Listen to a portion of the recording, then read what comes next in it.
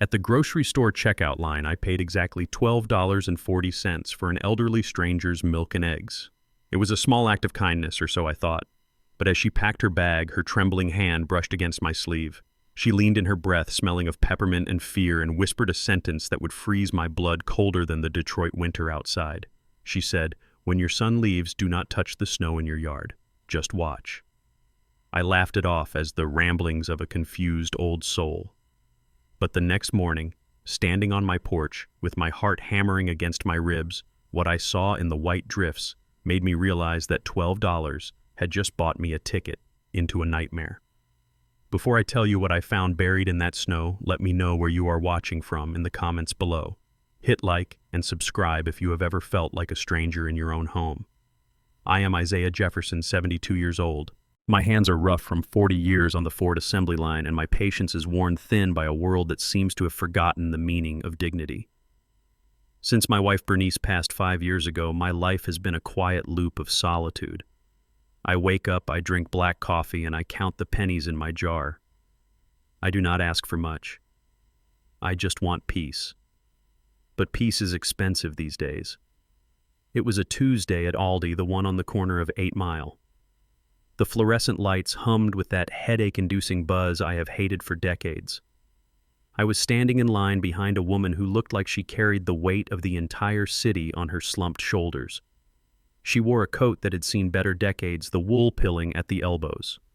When the cashier, a young girl with chewing gum snapping in her mouth, announced the total, the woman froze.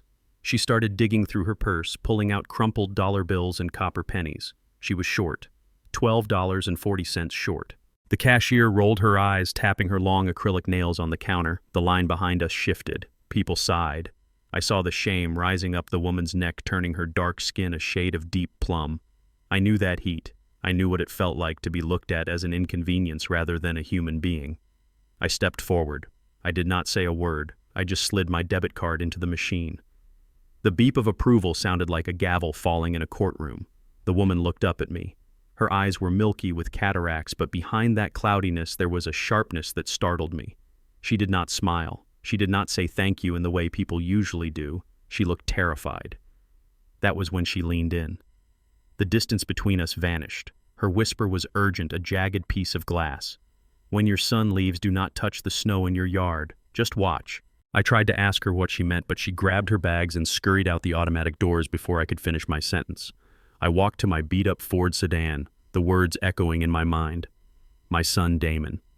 How did she know I had a son I hadn't seen Damon in 3 months? He only called when he needed money or when his latest get-rich-quick scheme had imploded. I sat in my car watching the snow fall on the windshield. The wipers slapped back and forth like a metronome counting down time.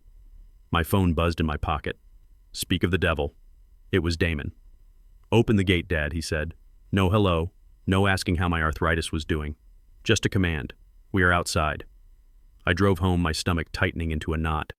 When I pulled into my driveway, I saw them. Damon's massive black truck was parked crookedly blocking my garage. He was leaning against the hood, typing furiously on his phone. And there was his wife, Jessica. She was standing by the porch, wrapping her expensive beige coat tighter around herself, looking at my house as if it were a condemned building she had the misfortune of visiting. I got out of the car. The cold wind bit at my face, but the chill coming from my son was worse. "Hey, old man," Damon said, finally looking up. He looked tired. His eyes were bloodshot, and he had lost weight. He looked like a man who had been running even though he was standing still. Jessica forced a smile. It was a smile that didn't reach her eyes. It was the kind of smile you give to a child you don't like. "Hi, Isaiah," she said. Her voice was high and airy. "We have a little surprise. Our apartment is undergoing emergency renovations. A pipe burst. Can you believe it? So we need to crash here for a few days, just until the contractors finish." I looked at the two of them. Renovations. I knew a lie when I heard one. I worked with machines my whole life. Machines don't lie. Parts fit or they don't. And this story didn't fit. But what was I supposed to do? He was my son. Bernice made me promise on her deathbed that I would always keep the door open for him. So I unlocked the front door. The smell of old wood and lemon polish welcomed me, a scent that usually brought me comfort. But Jessica wrinkled her nose immediately. "Oh," she said, sniffing the air. It smells so vintage in here. We should probably open a window, let some of that old air out. It is 20 degrees outside, Jessica, I said, walking past her to hang up my coat. The air is fine. Damon didn't even take off his boots. He tracked slush and mud right onto the carpet Bernice had picked out 30 years ago. He walked straight to the window in the living room and peered out through the blinds, scanning the street. He wasn't looking at the view, he was checking to see if anyone had followed them. "Everything okay, son?" I asked, leaning against the doorframe of the kitchen. "Yeah, fine," he snapped too quickly. "Just work stress. You know how it is. I didn't know how it was." My work stress involved quotas and conveyor belts. His work stress involved crypto wallets and mysterious investors. He carried 2 large duffel bags into the house. He didn't take them to the guest room. He kept them right by his feet. That night, the atmosphere in the house was heavy enough to crush a man. We ate dinner in silence. Jessica pushed her peas around her plate, looking at the kitchen cabinets with disdain. She started talking about how much this house could fetch on the market if we just tore down the walls and updated the fixtures. She talked about me moving into a facility.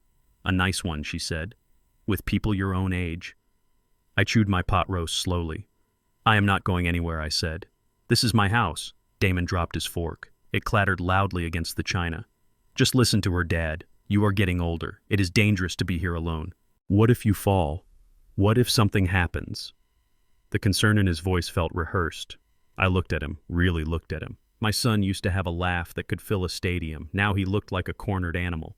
I went to bed early, but I didn't sleep.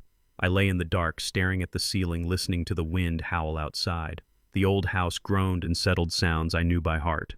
But around 2 in the morning, I heard something new. It was a thud, heavy and dull, coming from the basement.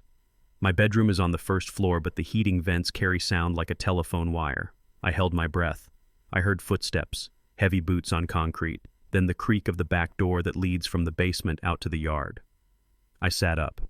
The warning from the woman at the store crashed into my mind. "When your son leaves, do not touch the snow." I crept to my window. The blinds were drawn, but I peered through a crack. The storm had picked up. The snow was coming down in thick sheets, blinding and white. I couldn't see much, just 2 dark shapes moving near the old oak tree in the backyard. That tree was where we buried our golden retriever Buster 10 years ago. It was sacred ground. I saw the flicker of a flashlight. I heard the unmistakable sound of metal hitting frozen earth. Clang. Scrape. They were digging. In the middle of a blizzard at 2 in the morning, my son and his wife were digging a hole in my backyard. I wanted to run out there. I wanted to grab my shotgun and demand to know what was happening. But fear paralyzed me. Not fear for myself, but fear of what I might find. Fear that the son I raised had brought something into my home that I couldn't fix with a wrench and a screwdriver. The digging went on for 20 minutes. Then silence. I heard them come back inside. I heard the water running in the kitchen sink. They were washing their hands.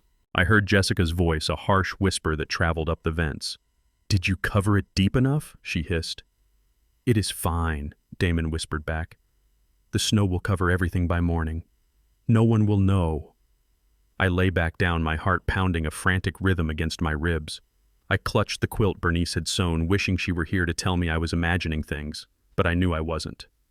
Morning came with a deceptive brightness. The sun reflected off the fresh snow, creating a blinding glare. I heard the engine of Damon's truck revving.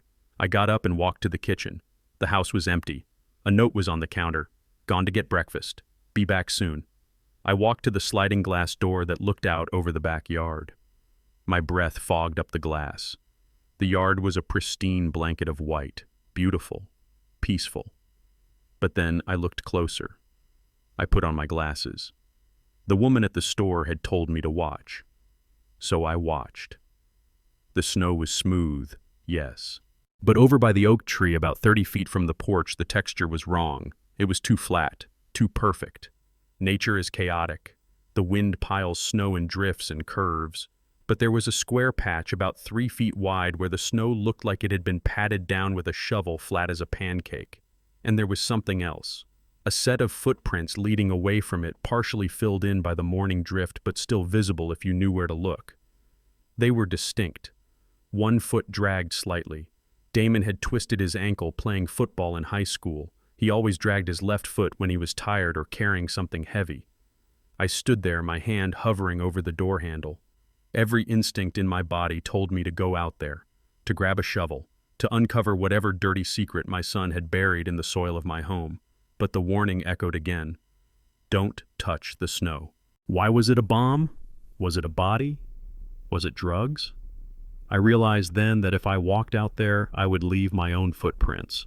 If someone was watching, and suddenly I felt very strongly that someone was, they would know I had found it. I needed to be smarter. I needed to see without being seen. I went to the hall closet and reached for my old binoculars, the ones I used for birdwatching. I brought them to my eyes and focused the lenses on the disturbed patch of snow. The magnification brought the truth inches from my face. The wind shifted a layer of powder, revealing just the tiniest corner of something that didn't belong in a garden. It wasn't a root. It wasn't a rock. It was black nylon. A strap. My blood ran cold. It was one of the duffel bags Damon had brought in the night before. Suddenly I heard a sound behind me. Not the front door opening. Not a car pulling up. It was the sound of a floorboard creaking right behind my head. I spun around. Jessica was standing in the doorway of the kitchen. She wasn't wearing her coat, she was wearing her silk pajamas holding a steaming mug of coffee. She hadn't gone to breakfast with Damon. She looked at me, then she looked past me out the window directly at the patch of disturbed snow. Then her eyes snapped back to mine. The fake, airy smile was gone. In its place was a look of cold, calculated malice that made her look 10 years older. "Good morning, Dad," she said, taking a slow sip of her coffee. "You are up early, looking for something." My hand gripped the binoculars tight. I realized in that moment that the woman standing in my kitchen was not just a rude daughter-in-law. She was a guard dog. And I was the intruder in my own home. I lowered the binoculars slowly. "Just watching the birds, Jessica," I lied. "Just watching the birds." She took a step closer. "You know," she said softly, her voice dripping with threat, "birds who look too closely at the ground sometimes get eaten by cats. You should be careful." I looked at her and then back at the snow.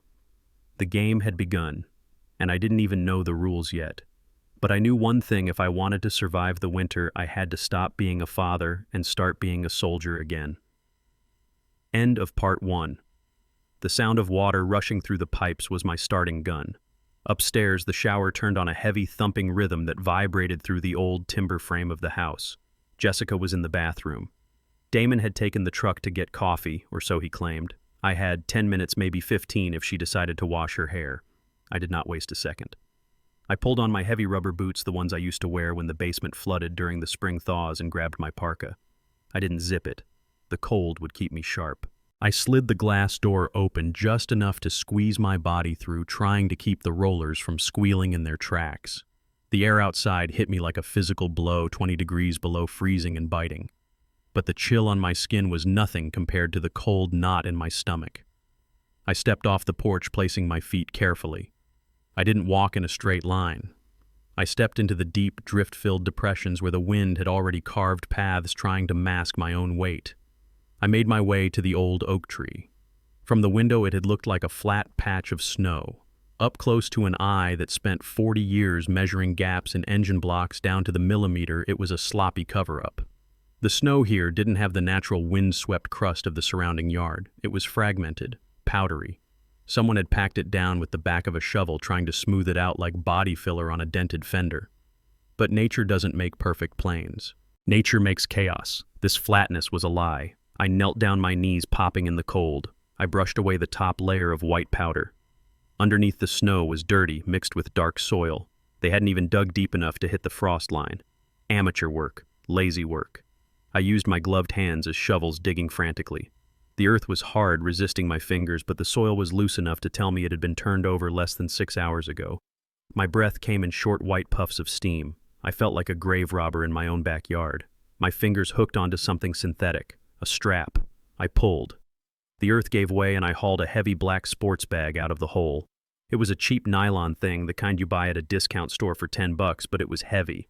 Unnaturally heavy. It clanked as I dragged it onto the surface, the sound of metal on metal muffled by the canvas.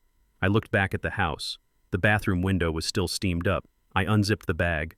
The morning sun caught the contents, and for a second I was blinded. Gold, silver, diamonds. It wasn't a jumble of old clothes or family heirlooms. It was a dragon's hoard. There were dozens of watches, Rolexes with their distinct fluted bezels wrapped in soft velvet pouches or just loose clinking against each other. There were diamond tennis bracelets still attached to their velvet display cards. Rings with stones the size of my thumbnail. I picked up a watch. It was heavy cold and solid gold. The tag was still on it.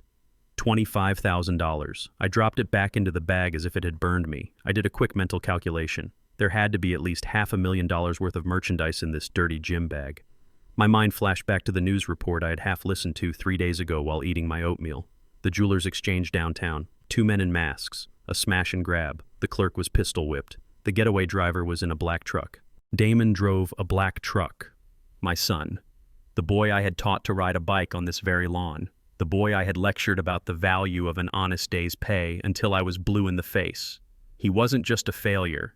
He wasn't just bad with money. He was a criminal. And he had brought his crime into my sanctuary. He had buried a felony next to the grave of our family dog. The siren song of the police dispatcher played in my head. Call 911. Tell them everything. Hand over the bag. It was the right thing to do. It was the law. But then I thought about the police in this town. I thought about a 72-year-old black man standing over a bag of stolen diamonds in his backyard. I thought about Damon's stupid, desperate Damon walking into a police ambush. They wouldn't arrest him. They would shoot him. And Jessica. She was the one with the brains. She was the one with the cold eyes. She would spin a story that left me holding the bag literally and figuratively. No, I couldn't call them. I couldn't call. Not yet. I needed leverage. I needed to control the board before I made a move. I zipped the bag shut. I couldn't leave it here. If they checked, they would see it was gone. But I couldn't bring it into my bedroom. That was the first place they would look if they got suspicious. I needed a hiding spot that was part of the house yet invisible to the people living in it. I looked at the side of the house, the chimney, the old brick chimney for the wood stove in the basement that we hadn't used since 1998. When I converted the furnace to gas, I had capped the bottom, but the clean-out door on the side of the foundation was still there, painted shut and hidden behind a row of overgrown holly bushes. I dragged the bag through the snow, staying close to the house foundation where the overhang kept the snow thin. I shoved through the scratchy holly branches, ignoring the thorns tearing at my parka. I found the small iron door. It was rusted, but I knew the trick. A sharp kick to the hinge pin, a leverage point with my pocket knife, and it groaned open. It was a dark, soot-filled throat leading into the bowels of the house. I shoved the bag inside. It fit perfectly. I pushed it deep until it fell down into the ash pit completely out of sight. I kicked the door shut and smeared some wet dirt over the fresh scratches on the metal. It looked undisturbed. Now the hard part. The hole. I ran back to the oak tree. I pushed the dirt back into the depression. I stomped it down, trying to mimic the density of the surrounding ground. Then I became an artist. I scooped up fresh, clean snow from the untouched parts of the yard and sprinkled it over the dirty patch. I used a pine branch to brush away my footprints, walking backward, erasing my existence step by step until I reached the porch. I smoothed out the final drift, making sure the wind patterns looked natural. It wasn't perfect. If you looked with binoculars, you might see the disturbance. But to the naked eye from the kitchen window, it was just a snowy backyard. My heart was hammering against my ribs like a piston in a red-lined engine. I was sweating inside my coat, cold sweat that made my skin crawl. I checked the house. The water was still running. I had done it. I stepped back onto the porch and slid the glass door open. I slipped inside the warmth of the kitchen hitting me. I locked the door. I bent down to pull off my boots, my hands shaking slightly. I took a deep breath, trying to steady my nerves, trying to compose the face of a senile, oblivious old man. I stood up and turned around to hang my coat, and my heart stopped. Jessica was standing right there. She wasn't in the shower. The water running upstairs was a decoy. She was standing in the doorway between the kitchen and the living room, leaning against the frame. She was wearing a silk robe that looked like it cost more than my car. In her hand was a steaming mug of coffee. She didn't look sleepy. Her eyes were wide alert and dead cold. She looked at my wet boots. She looked at the melting snow on the shoulders of my parka. Then she looked past me out the glass door to the yard I had just come from. "Good morning, Dad," she said. Her voice was smooth, devoid of any warmth. It was the voice of a predator toying with a wounded rabbit. I tried to swallow, but my throat was dry as sandpaper. "Good morning, Jessica," I managed to say. "I thought you were showering." "Oh, I was just letting the water warm up," she said, taking a slow sip of her coffee, never taking her eyes off me. "You are up early." And outside in this weather, I forced a laugh, a dry cracking sound. Just checking the fence. The wind last night sounded like it might have brought a branch down. "Is that so?" she asked. She took a step closer. The smell of her expensive perfume was overpowering, masking the smell of the coffee. She tilted her head, a small, cruel smile playing on her lips. "You know, Dad, looking for things that are not yours is a dangerous habit." I froze. Did she know? Did she see me? She took another step, invading my personal space. She reached out with a manicured hand and brushed a snowflake off my shoulder. By the way she whispered, her voice dropping an octave. "Did you happen to see an old black gym bag out there? I think Damon left some old clothes in it. We can't seem to find it anywhere." The question hung in the air like a guillotine blade. If I said yes, I had to produce it. If I said no, she would know I was lying if she checked the hole. I looked her dead in the eye, summoning every ounce of grit I had left from 40 years on the assembly line. "No," I said. "I didn't see any bag. Just snow." Jessica stared at me for a long beat. The smile didn't waver, but her eyes hardened. "That is strange," she said softly. "Very strange. Because things don't just vanish, Isaiah. Not in this house." She turned and walked toward the stairs, leaving me standing in a puddle of melting snow, knowing that the war had just officially begun. I looked Jessica dead in the eye and lied with the straight face of a man who has played poker with life for 72 years. "Just fixing the fence, Jessica." The storm knocked a slat loose near the back gate.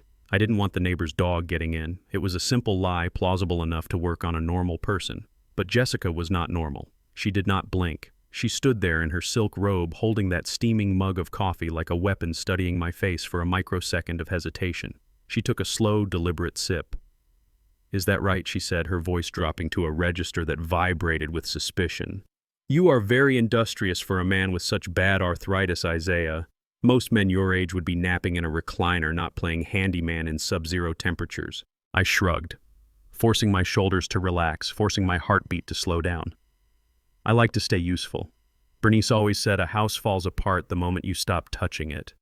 At the mention of my late wife, Jessica's lip curled just slightly, a micro-expression of disgust. She set her coffee down on the counter with a sharp clink. "Well, since you are in such a productive mood, I think I will do some cleaning. This place is cluttered. It is hard to think with so much junk everywhere." She didn't wait for my permission. She walked into the living room, my sanctuary, and began her assault. She called it cleaning, but I knew what it was. It was a search warrant executed without a judge. She started with the bookshelves. She pulled out my old manuals, the photo albums from the 80s, shaking them out as if looking for dust, but I saw her eyes scanning the empty spaces behind them. She moved the sofa cushions, digging her hand deep into the crevices. She opened the drawers of the antique secretary desk where I kept my bills and correspondence. Every object she touched felt like a violation. That Bible she tossed aside was a gift from my mother. That ceramic vase she shifted roughly was the first anniversary present I bought for Bernice. I stood in the doorway, gripping my cane, watching her dismantle my life piece by piece. "What are you looking for, Jessica?" I asked, keeping my voice level. She didn't look up. "Just organizing, Dad. You have so many hidey holes in this old place. It is a fire hazard." She was tearing the house apart, looking for the bag. She knew I had been outside. She knew the snow didn't look right. She was testing me, pushing me, waiting for me to panic and glance toward the hiding spot. But I didn't look at the fireplace. I didn't even think about the chimney. I kept my eyes glued to her, letting her see nothing but a confused, slightly irritated old man. Then the rumble of a heavy engine cut through the tension. Damon was back. I heard the truck door slam, followed by the heavy thud of boots on the porch. The front door swung open, bringing a gust of freezing air into the room. Damon walked in carrying a tray of coffees and a bag of bagels, his face flushed from the cold, but wearing a grin that looked plastered on. "Breakfast is served," he announced, trying to sound cheerful. "Got your favorite, Dad. Black coffee, 2 sugars. He froze when he saw the state of the living room. Books were piled on the floor. Cushions were overturned. Jessica was standing in the middle of the chaos, her hands on her hips, breathing hard. "What is going on?" Damon asked, his smile faltering. Jessica ignored him. She walked right up to him, invading his personal space. "Did you check the yard?" Damon looked confused. "What? No. I just got back. I went to get the coffee." "Check the yard, Damon," she hissed. "Now!" The urgency in her voice wiped the smile off his face completely. He dropped the tray on the hallway table, coffee splashing over the rim, and ran to the sliding glass door in the kitchen. I moved to my armchair and sat down, feigning exhaustion. I picked up the newspaper, but I wasn't reading. I was listening. I heard the sliding door open. I heard Damon's heavy steps crunching into the snow. Then silence. A long, terrifying silence. I could imagine exactly what he was seeing. The patch of snow that looked just a little too flat.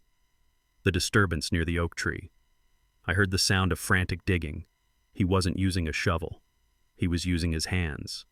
The sound of wet gloves scraping against frozen earth echoed into the kitchen. He was digging like a desperate dog. Then a howl.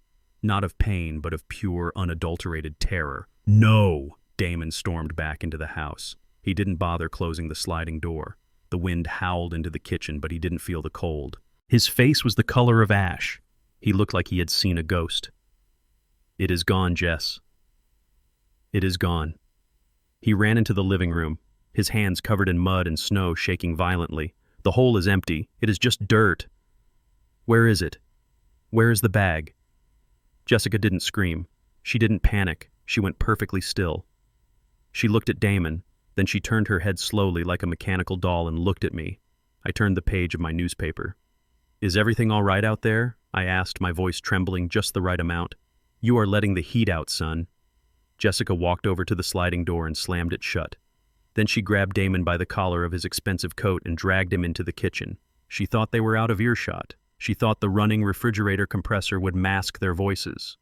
But she forgot that I had lived in this house for 40 years. I knew every acoustic quirk. I knew that if you sat in the armchair by the window, the air vent carried sound from the kitchen as clearly as a radio. I leaned my head back against the chair, closing my eyes, and listened to the unraveling of my family. "You said you buried it deep."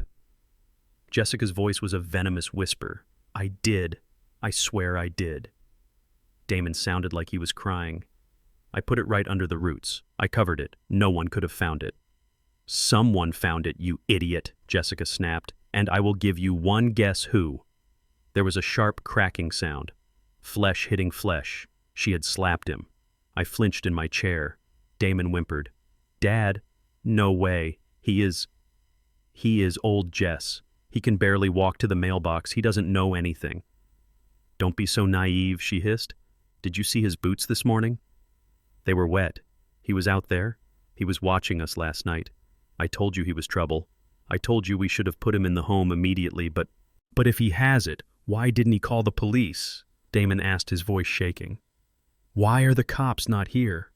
"Because he is playing with us," Jessica replied. Her voice sent a shiver down my spine. It was cold, calculating, devoid of any humanity.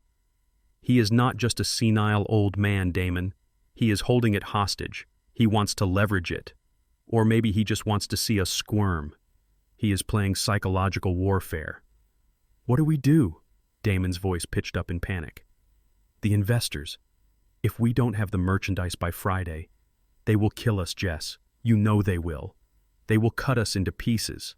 "Shut up," Jessica commanded. "Stop crying. We are not going to die. We just need to change tactics. We came in here too hot. We scared him. Now he has his guard up. We need to lower it. How we kill him with kindness," she said. "And if that doesn't work, well, there are other ways to deal with a stubborn old obstacle." I sat there gripping the armrests of my chair until my knuckles turned white. The investors.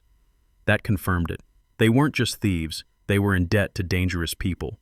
And now Jessica wasn't just an unpleasant daughter-in-law. She was a cornered animal plotting my extinction. The rest of the afternoon passed in a bizarre, suffocating tension. Jessica stopped tearing the house apart. She put the books back. She fluffed the pillows. She even apologized for the mess, claiming she was just stress cleaning. Damon sat on the couch, staring blankly at the TV, his leg bouncing nervously, terrified to look me in the eye. Then came dinner. The smell wafted from the kitchen around 6 o'clock. It was rich, savory, and familiar. Beef stew, my favorite meal. Bernice used to make it every Sunday. The scent of rosemary and thyme filled the house, a cruel imitation of the warmth that used to live here. "Dinner is ready," Jessica called out. Her voice was sing-songy, cheerful, completely at odds with the woman who had slapped her husband hours earlier. I walked into the dining room. The table was set perfectly. The good china, napkins folded into triangles. Damon was already seated, staring at his bowl, looking pale. "Sit down, Dad," Jessica said, pulling out my chair. "I made your favorite." I found Bernice's recipe card in the drawer. "I wanted to make it up to you for the chaotic morning. We are just so stressed with the house renovations we took it out on you. I am sorry." She placed a steaming bowl of stew in front of me. The meat was tender, the gravy thick and dark. It looked delicious. It smelled like memory. But all I could hear was her voice from the kitchen. "There are other ways to deal with a stubborn old obstacle." I looked at the stew, then I looked at Jessica. She was watching me. Not eating, just watching. Her eyes were bright with anticipation. "It smells wonderful, Jessica," I said. "Thank you." I picked up my spoon. Her shoulders relaxed slightly. I dipped the spoon into the gravy, lifted a piece of beef to my lips. I blew on it. Then I lowered the spoon. "You know, I said I forgot to give Whiskers his scraps. That poor cat has been crying at the back door all day." Jessica's smile tightened. "Can't the cat wait? The stew is getting cold."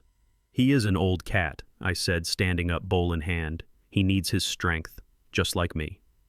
Before she could stop me, I walked to the sliding glass door. I opened it a crack. The stray orange tabby that had been visiting my porch for 3 years was there shivering against the brickwork.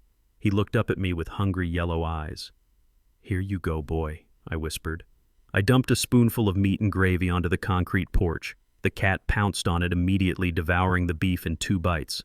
I stood there, blocking Jessica's view with my body, watching. "Come back and eat." "Isaiah," Jessica said, her voice sharp, losing its sweetness. "Just a second," I said. I watched the cat lick its chops. It looked up at me, purring.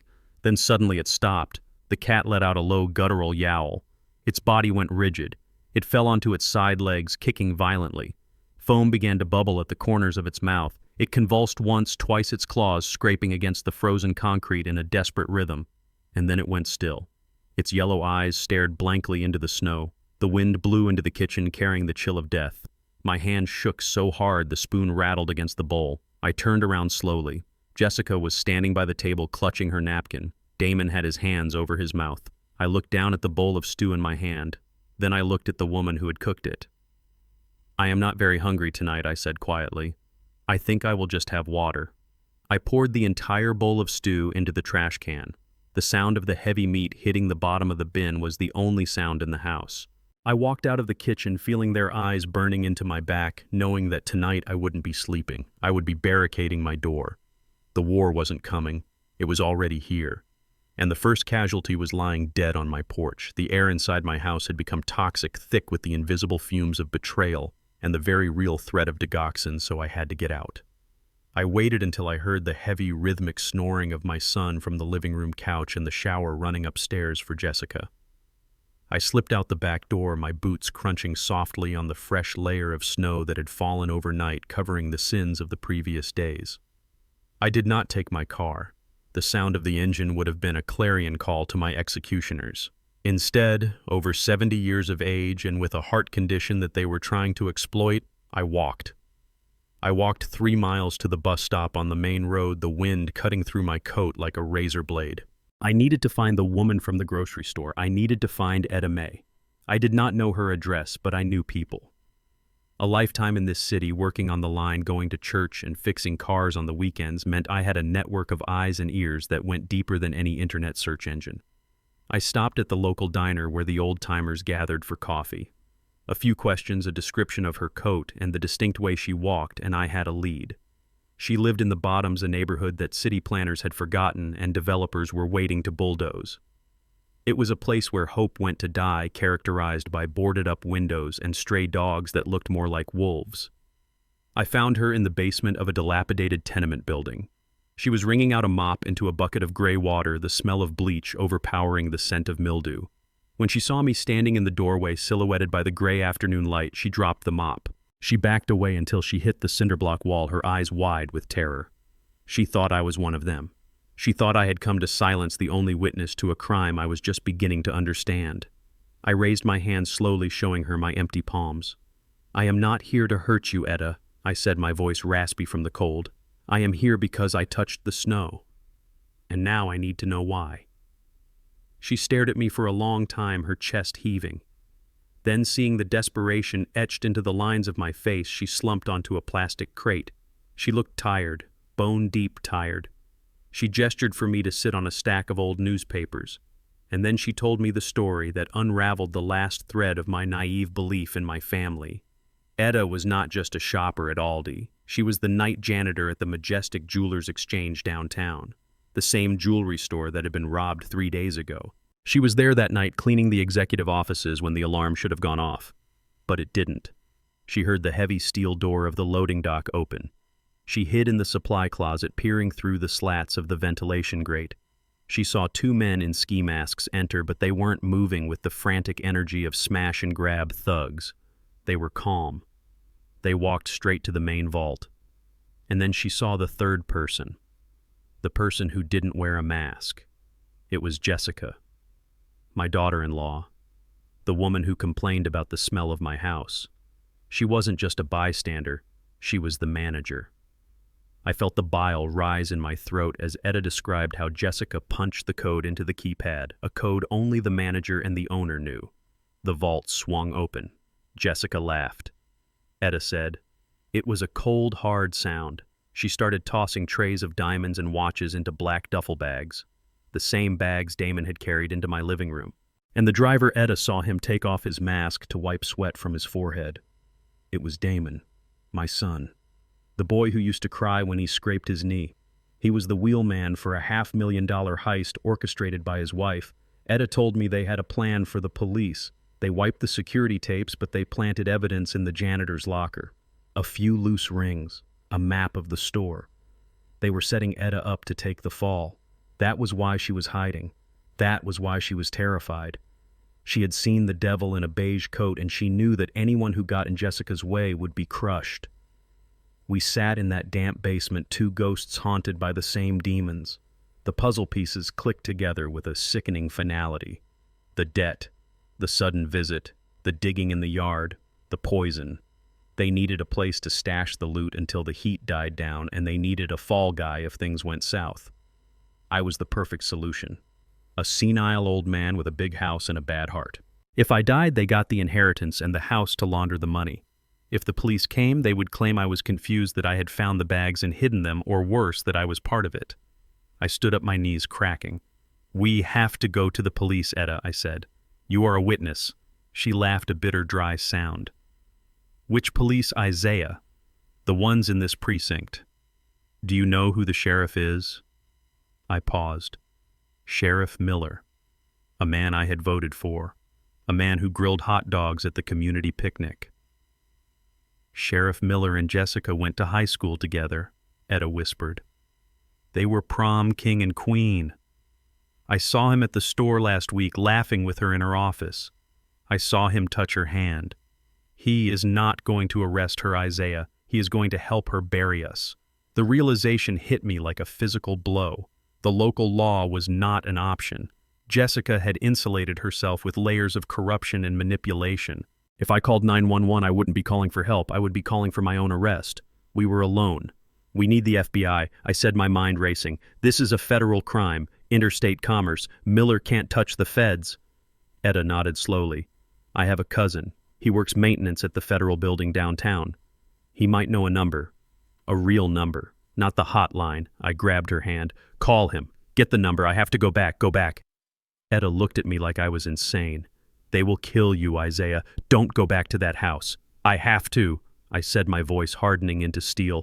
"The bag is there. The recording of Jessica admitting to the poisoning is there. If I don't go back, they will destroy the evidence and disappear. I have to hold the line until you get the feds." I left her with $20, all the cash I had, and walked back into the cold. The journey home felt different. I wasn't walking away from fear anymore. I was walking toward a war. I formulated a plan. I would barricade the attic. I would use my tools. I would turn my home into a fortress until the cavalry arrived. But I was too late. As I turned the corner onto my street, the flashing lights blinded me. Red and blue strobes bounced off the snow, painting the white world in violent colors. 3 squad cars were parked on my lawn, their tires churning up the grass I had tended for decades. I stopped hiding behind the trunk of a large maple tree across the street. I watched as the front door of my house opened. Sheriff Miller walked out, his hat pulled low, his face grim. And next to him was Jessica. She wasn't in handcuffs. She was wrapped in a blanket, shaking sobbing into her hands. A performance worthy of an Academy Award. She pointed a trembling finger toward the street, toward where I usually parked my car. I could hear her voice carrying over the wind, shrill and hysterical. "He is dangerous, Sheriff. He has completely lost his mind. He has been talking to people who aren't there. He threatened Damon with a knife. He said the government is coming for him, and he has a gun, Sheriff. He has an old service pistol hidden somewhere. I am so afraid for my husband.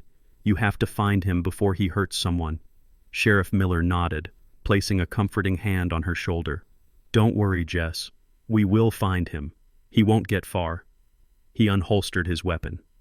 I stood in the shadows, my heart hammering against my ribs. I wasn't the victim anymore. In the eyes of the law, I was now an armed and dangerous lunatic. And the man hunting me was the childhood sweetheart of the woman trying to kill me. I couldn't go home. I couldn't go to the police. I had the truth on my side, but they had the badges and the guns. I turned around and vanished into the darkness, knowing that the only way to save my life was to let them think I was the monster they claimed I was.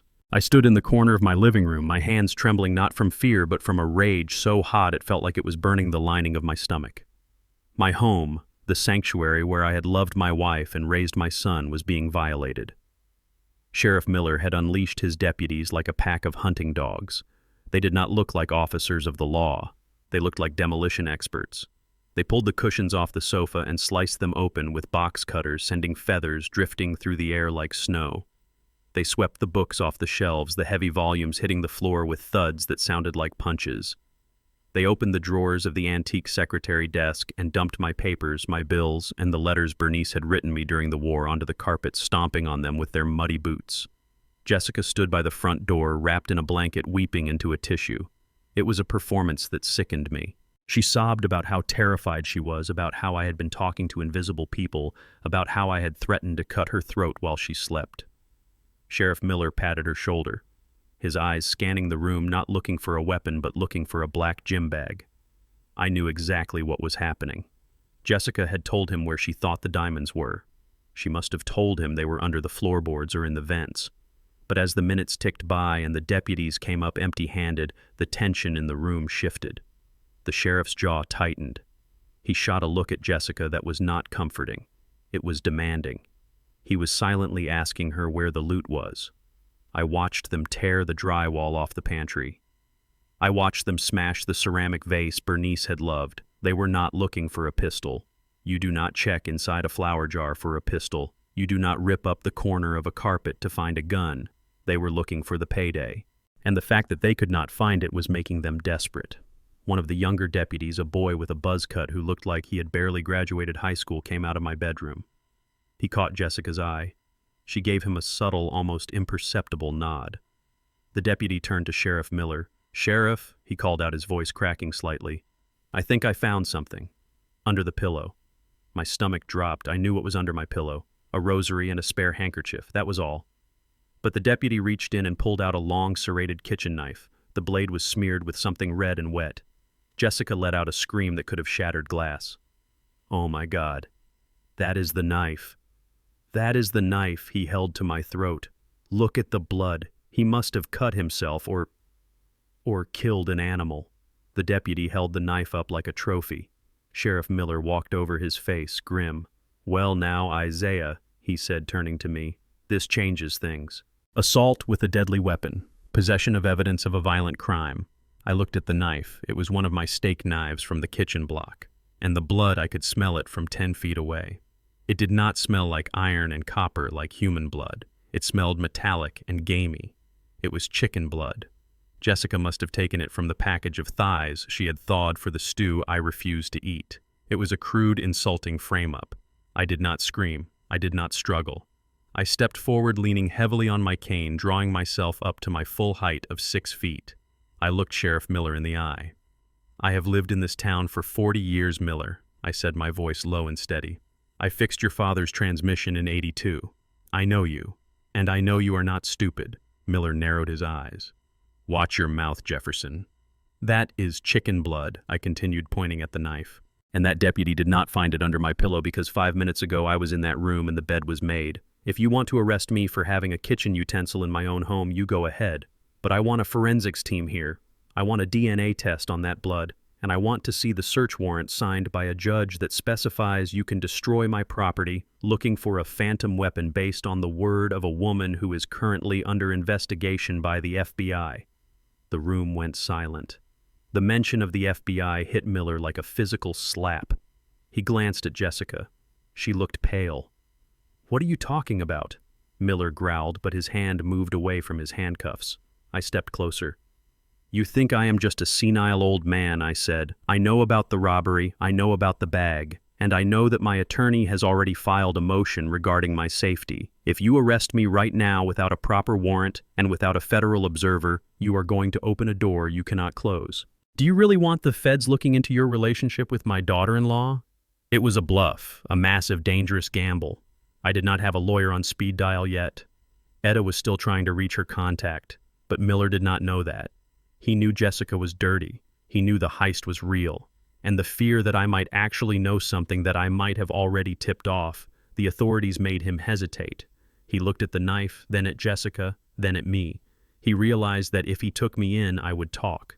And if he took me in, he couldn't beat the location of the diamonds out of me in a holding cell without risking a federal inquiry. He needed me here. He needed me in this house where he could control the environment. Miller lowered his voice. You are a danger to yourself and others, Isaiah. But I am a generous man. I don't want to drag a senior citizen to jail in his pajamas. He turned to his deputies. We are done here. Secure the perimeter. Mr. Jefferson is to be placed under immediate house arrest pending a psychiatric evaluation. No one goes in or out without my say-so. We will come back tomorrow with the social workers. Jessica's eyes widened. You are leaving him here? With us? Miller gave her a look that said, Shut up. He is not going anywhere. Jess, you keep an eye on him. Make sure he doesn't hurt himself or lose anything valuable.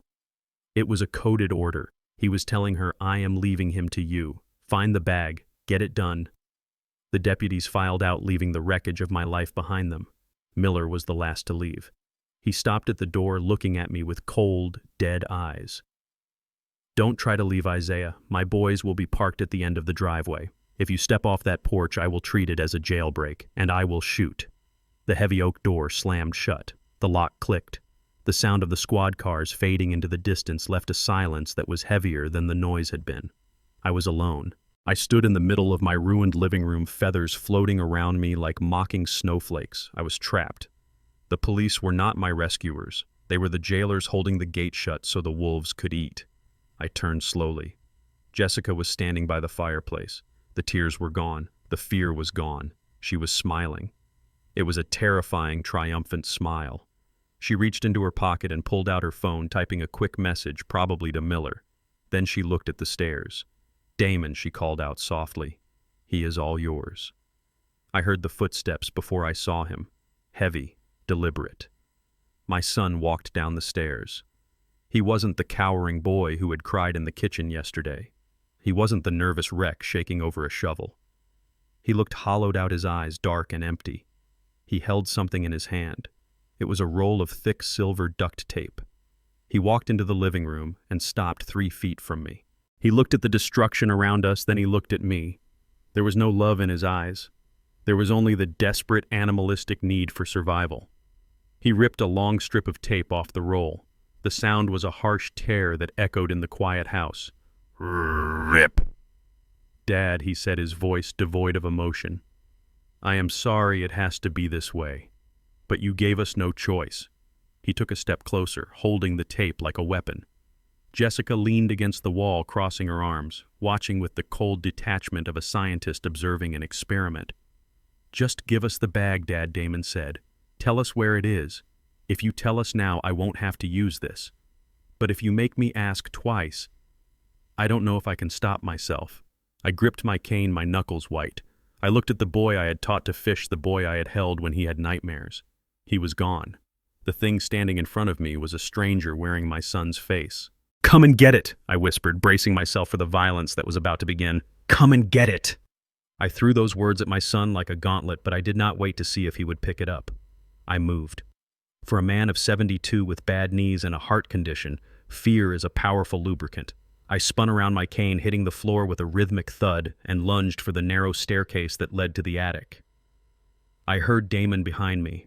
I heard the sticky, tearing sound of the duct tape being pulled from the roll. He shouted something, a guttural noise of frustration, but he hesitated. That hesitation, born perhaps of a flickering memory of the man I used to be, or perhaps just the shock of seeing his prey run, saved me. I scrambled up the wooden steps. My breath tore at my throat like sandpaper. My heart was a drum beating a frantic retreat against my ribs. I reached the top landing and grabbed the heavy iron handle of the attic door. I had reinforced this door 5 years ago after Bernice died, turning the attic into my workshop, my sanctuary, where I fixed toaster ovens and tinkered with old radios. I slammed it shut just as I heard Damon's heavy boots hit the bottom step. I threw the deadbolt. Click. Then the secondary slide lock. Clack. A second later, a heavy weight slammed against the wood from the other side. The door shuddered in its frame dust, raining down from the jamb, but it held. "Open the door," Dad Damon screamed. His voice was muffled, distorted by the wood and his own panic. "Don't make this harder than it has to be." I backed away, chest heaving, clutching my cane with both hands. I did not answer. I looked around the attic. It was a large, unfinished space filled with the detritus of a lifetime. Old trunks, stacks of National Geographic magazines, broken lamps I swore I would fix one day. The moonlight filtered through the single dormer window, casting long, skeletal shadows across the floorboards. I was safe for the moment, but as I leaned against a stack of boxes to catch my breath, I realized I had just locked myself in a cage, and down below the keepers had the keys to everything that kept me alive. The banging on the door stopped after a few minutes. I heard Damon cursing, then the sound of his footsteps retreating down the stairs. He had gone to get tools, or maybe to get instructions from Jessica. I pressed my ear to the floorboards. I needed to know their next move. Then the darkness became absolute. The single bulb hanging from the rafters flickered once and died. The hum of the old chest freezer in the corner, a comforting background noise I had not even noticed until it was gone, cut out. Silence rushed in to fill the void. Jessica had cut the power. I fumbled for my lighter in my pocket, the flame illuminating my trembling hands. I moved to the small window. I could see the streetlights, but my house was a black hole. Then came the second blow. I pulled out my cell phone. No signal. I checked the small landline unit on my workbench. Dead air. She had cut the phone lines and likely smashed the router. I was completely cut off from the world. Etta could not call me. The FBI could not trace me. I was a ghost in a blackout. But the worst was yet to come. Within an hour, I felt it. The attic was always drafty, but this was different. The residual heat from the house below was vanishing. The floorboards grew cold under my feet. I could see my breath puffing out in white clouds in the beam of my flashlight. Jessica had killed the furnace. Outside, the Detroit winter was raging at 10 degrees below zero. Inside, the temperature was plummeting fast. They did not need to break down the door. They did not need to shoot me. They just had to wait for the cold to seep into my old bones, to slow my heart until it stopped beating. It was a siege. They were freezing me out. I wrapped myself in an old mover's quilt I found in a trunk, but the cold was insidious. It bit through the fabric. It settled in my joints, making my arthritis flare with a white-hot pain. I sat in the darkness, shivering, listening to the wind howl against the roof shingles. I thought about Bernice. She hated the cold. She used to crank the thermostat up to 75 and wear fuzzy socks. I imagined her scolding me now. "Isaiah Jefferson, get up. Do not you dare freeze to death in this attic like a forgotten piece of furniture." She was right. I was not furniture. I was a mechanic. I was a man who could fix anything. And if I could not fix the furnace, I would fix the situation. I stood up, shedding the quilt. I needed to move to stay warm. I needed to think. I swept the beam of my flashlight over my workbench. To anyone else, it was a pile of junk. To me, it was an armory. I picked up a propane blowtorch. It was full. I clicked the igniter and a blue flame hissed into life, cutting through the dark. It was a source of heat, yes, but it was also a weapon. I found a box of 3-inch roofing nails. I found a spool of high-tensile piano wire from the time I tried to repair the upright in the living room. I found a staple gun and a heavy claw hammer. I moved to the door. If they managed to break the lock, they would rush in. I needed to make sure that rush was their biggest mistake. I knelt down, the cold from the floor seeping into my knees. I took the piano wire and strung it across the doorway, shin high, securing it to the heavy beams on either side with industrial staples. In the dark, it was invisible, a tripwire. Then I took the roofing nails. I found a piece of plywood and hammered the nails through it until they poked out the other side like a bed of steel thorns. I positioned the board just inside the door, right where a person would fall if they tripped over the wire. I worked with a grim, silent focus. My hands were numb, my fingers stiff, but my mind was sharp. I was not just building traps, I was reclaiming my agency. Every nail I drove was an act of defiance. Every turn of the wrench was a refusal to die. I moved to the dormer window. It was the only other entry point. It was 3 stories up, but desperate men do desperate things. I took a can of old spray lubricant and coated the floorboards under the window until they were slick as ice. Then I took a heavy pipe wrench and laid it on the sill, ready to swing. I sat back against the workbench, the blowtorch hissing quietly beside me, providing a small circle of warmth. I checked my watch. It was midnight. The house below had been silent for hours. The silence was heavy, pregnant with violence. I knew they were not sleeping.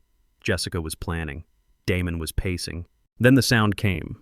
It was not the sound of a key in a lock. It was not the sound of a polite knock. Smash! The sound of shattering glass from the first floor echoed up through the ventilation shafts. It was loud, violent, and clumsy. It was the sound of a brick going through a window. My heart hammered. Police do not throw bricks. Police do not break into houses at midnight without sirens. I crept to the floor vent and peered down. I could not see anything, but I could hear voices. They were not the voices of my son or his wife. These were deep, rough voices. Strangers. He is upstairs. I heard Jessica's voice, sharp and eager. In the attic. The door is reinforced. You will need the crowbar. Consider it done. Mrs. Jefferson, a man's voice replied. A voice like gravel. Just have the money ready. We charge extra for disposal. I pulled back from the vent, the blood draining from my face. Disposal. That was the word they used. Not eviction. Disposal. Jessica had realized that waiting for me to freeze was taking too long. She had called in the debt. She had invited the wolves into the sheep pen. These were not family. These were not even criminals with a conscience. These were the hired muscle, the investors Damon was terrified of. They were here to collect their debt, and I was the currency. I picked up the blowtorch in one hand and the hammer in the other. I stood facing the door, listening to the heavy, unfamiliar footsteps thundering up the stairs. There were at least 2 of them, big men. I could hear the wood groaning under their weight. I was cold. I was tired. I was outnumbered. But as I watched the doorknob begin to turn, I felt a strange calm wash over me. I was Isaiah Jefferson. I had built cars that drove across America. I had raised a family. I had buried a wife. And I was not going to let a bunch of cheap thugs take me out in my own attic without a fight that would bring the whole damn house down. I clicked the trigger of the torch. The blue flame roared, eager and hot. Come on in, I whispered into the darkness. Watch your step. The silence of the attic was shattered not by a scream, but by the heavy crunch of boots on the glass I had left scattered in the hallway below. I pressed my eye to the small gap in the floorboards near the ventilation shaft, a vantage point I had used years ago to check for termite damage, but which now served as the only window into the destruction of my world. The blue flame of my blowtorch hissed softly beside me, the only source of warmth in the freezing darkness, casting long dancing shadows against the insulation. I watched as 3 shapes moved into the foyer. They were big men, broad-shouldered and dressed in dark, heavy coats that did not completely hide the bulge of holsters at their waists. They wore ski masks devoid of features, transforming them into faceless monsters. These were not the kind of men who knocked. These were the kind of men who kicked doors down and left no witnesses. Jessica stood at the foot of the stairs, still wrapped in her expensive blanket, but she no longer looked like a victim. In the dim light of the street lamps filtering through the broken front window, her face was sharp, illuminated by the cold glow of malice. She did not flinch at the sight of the intruders. She greeted them. It was a terrifying sight watching the woman who had shared Sunday dinners at my table nod to a masked thug as if he were a contractor arriving to fix the plumbing. "He is upstairs," she said, her voice carrying up the vent with chilling clarity. "In the attic. The door is reinforced steel. He has barricaded himself in. He has the merchandise." One of the men, the largest of the three, stepped forward. He held a crowbar in one hand, the metal glinting dully. "Any problems?" he asked.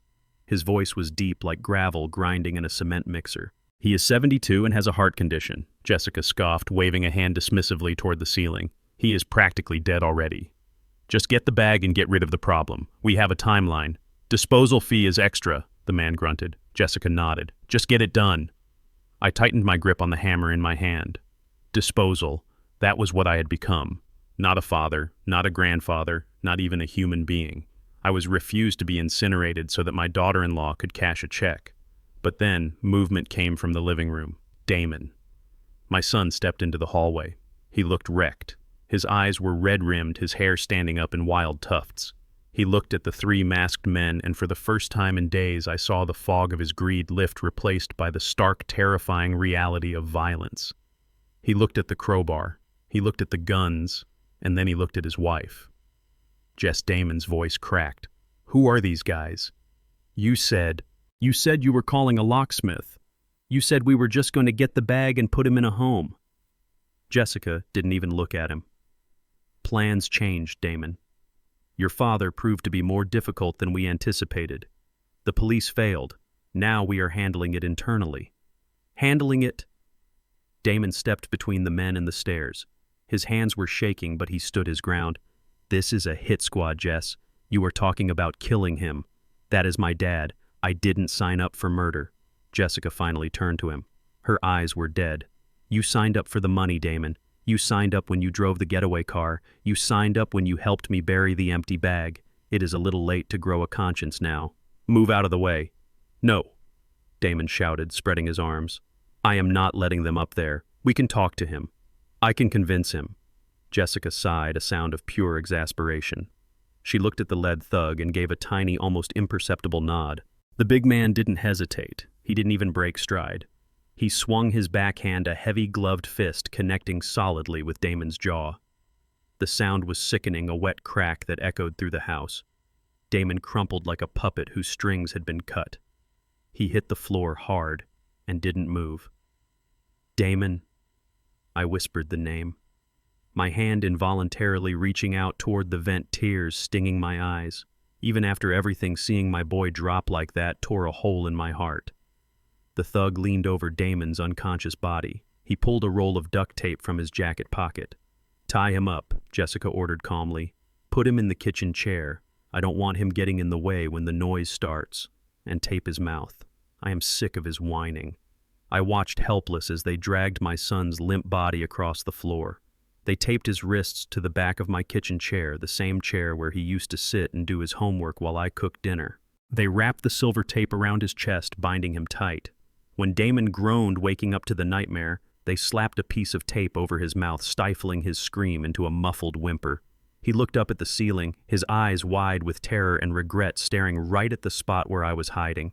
In that moment, he realized what I had known for days. He wasn't a partner in this crime. He was just another loose end. "All right," the leader said, cracking his knuckles. "Let's go shuck this oyster." He signaled to the second man, a wiry guy with a baseball bat. "You go first. Break the lock. I will cover you." I moved away from the vent. The time for watching was over. I crab-walked backward to the far side of the attic, positioning myself behind the heavy workbench.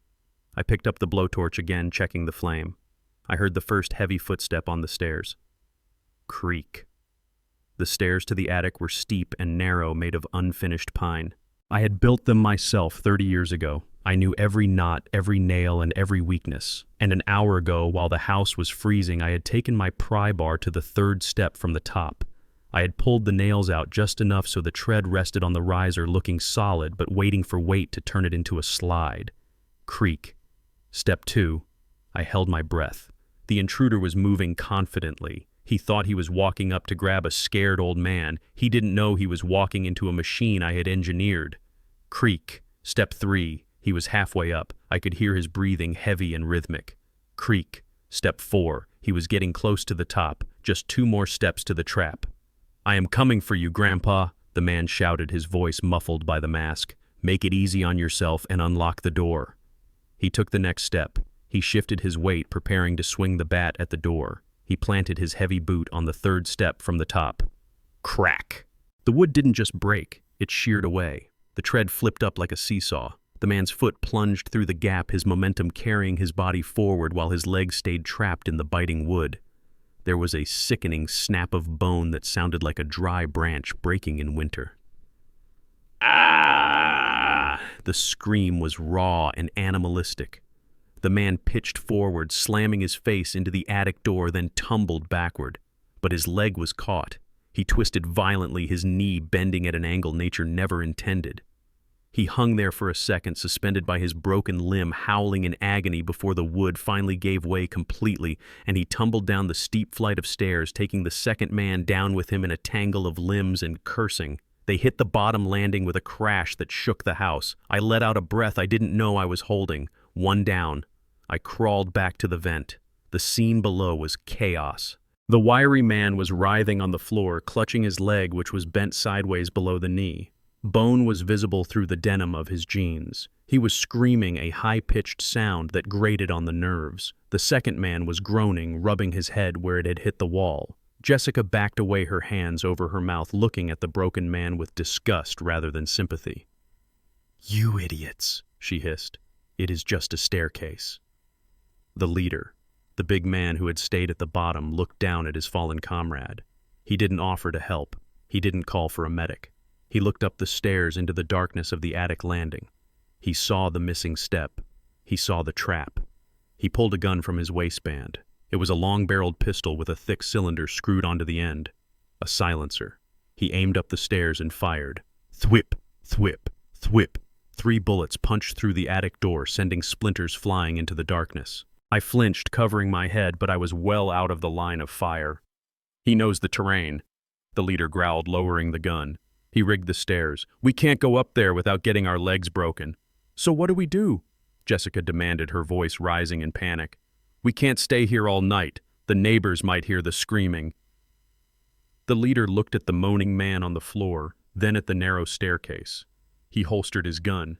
He reached into his deep coat pocket and pulled out a silver lighter and a small flask. He unscrewed the cap and sniffed it. "Lighter fluid." "We don't go up," he said, his voice devoid of emotion. "We bring him down." He splashed the liquid onto the bottom steps of the wooden staircase. The smell of naphtha drifted up to me, sharp and chemical.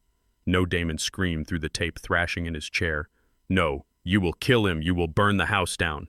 The leader ignored him. He looked at Jessica. "We burn him out. Smoke rises. He will either come out coughing with the bag in his hand, or he will cook in that box. Either way, you get your inheritance." Jessica looked at the fluid soaking into the wood.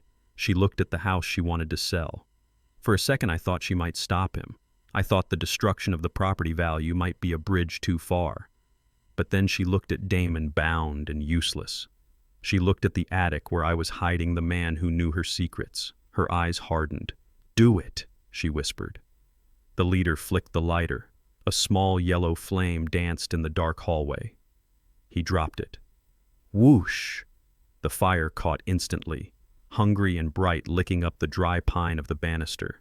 The smoke began to curl upward, black and oily, drawn by the draft straight toward the attic. I scrambled back from the vent, coughing, as the first tendrils of acrid smoke hit my throat. The heat was rising fast. My trap had worked, but it had forced their hand. Now the cold wasn't my enemy anymore. The house itself was turning into an oven, and I was trapped in the chimney.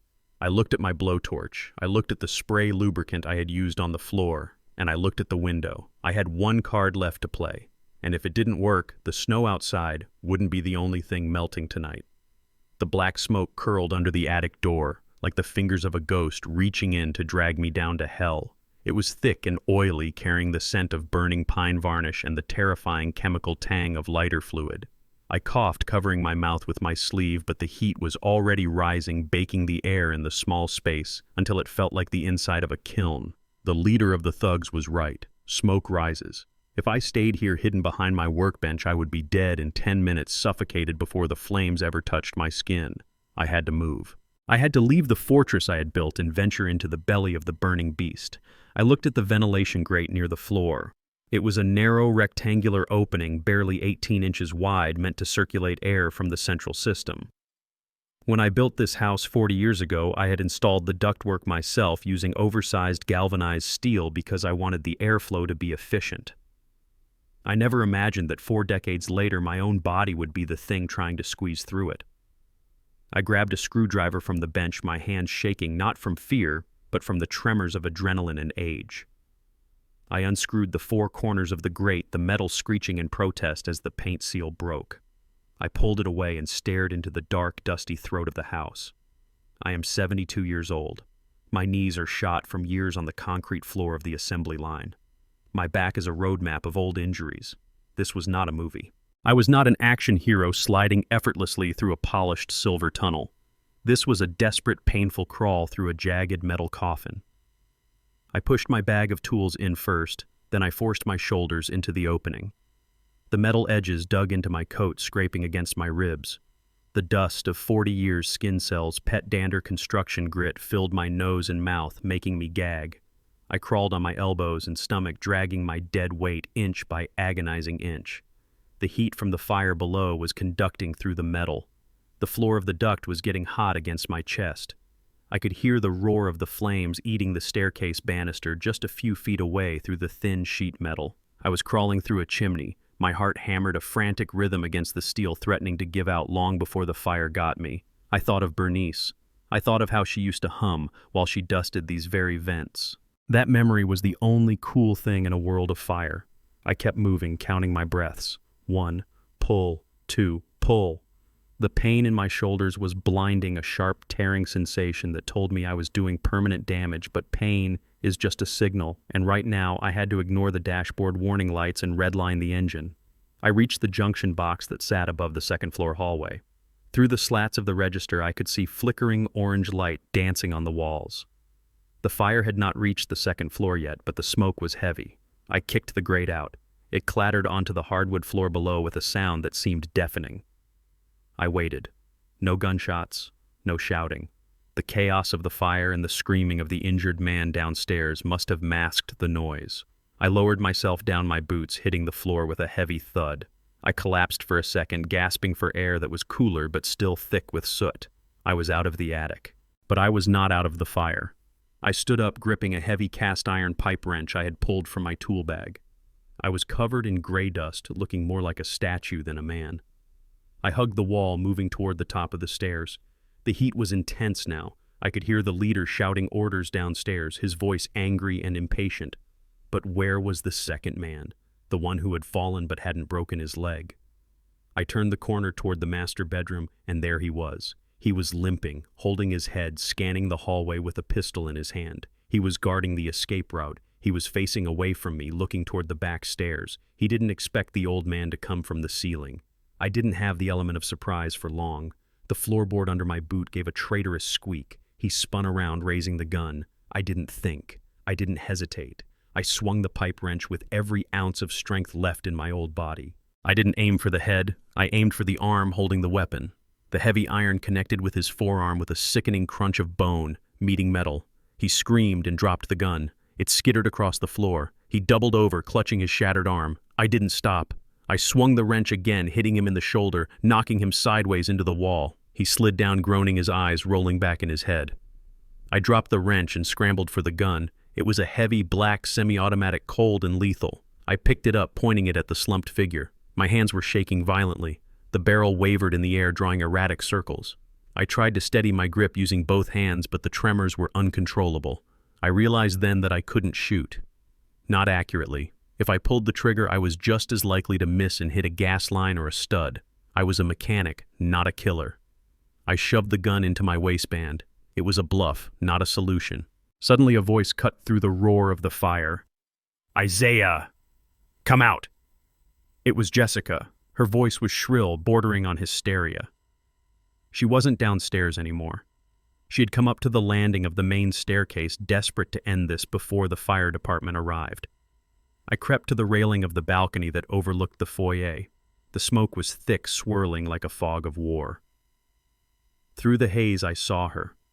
She was standing near the front door, the firelight illuminating her face. She looked demonic, her mascara running down her cheeks like black tears. And she had Damon. She had cut him loose from the chair, but not to free him. She was holding him by the back of his coat, using him as a shield. And in her hand, pressing against the soft flesh of his throat, was a utility knife, the same box cutter the police had used to slash my sofa cushions. Damon's eyes were wide, pleading, filled with a terror that broke my heart. He wasn't looking at the fire. He was looking up at the darkness of the hallway where I stood. "I know you are up there, old man," Jessica screamed, her voice cracking. "I know you came down. Come out. Give me the bag, or I swear to God I will open his throat right here." She meant it. I could see the madness in her eyes. She had crossed the line from greed to survival. She knew that if she didn't get the money and leave now, she was going to prison for life. Damon was no longer her husband. He was just leverage. "Isaiah, don't make me do it. The police are 5 minutes away. The fire trucks are coming. You give me the diamonds and we walk away. You keep them, and you watch your son bleed out on this floor." I looked at my son. He tried to speak, but the duct tape was still over his mouth. He shook his head frantically. He was begging me. Was he begging me to save him, or was he begging me not to give in? I touched the gun in my belt. I couldn't make the shot. The distance was too far, my hands were too shaky, and she was using him as cover. If I fired, I would hit Damon. I looked around. I needed something bigger, something that spoke the language of the chaos she had unleashed. My eyes landed on the utility closet in the hallway. I knew what was in there. I had stored it there for the snowblower. I kicked the door open and grabbed the red plastic jerry can. It was half full. Gasoline. I unscrewed the yellow cap. The fumes hit me sharp and volatile, mixing with the smoke. I reached into my pocket and pulled out my old silver Zippo lighter. I flipped the lid open with a metallic clink. I stepped out of the shadows and onto the top of the landing, right into the flickering orange light of the fire.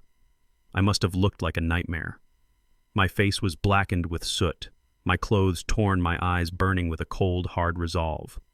I held the open gas can in one hand and the lighter in the other. Jessica looked up. Her eyes went wide.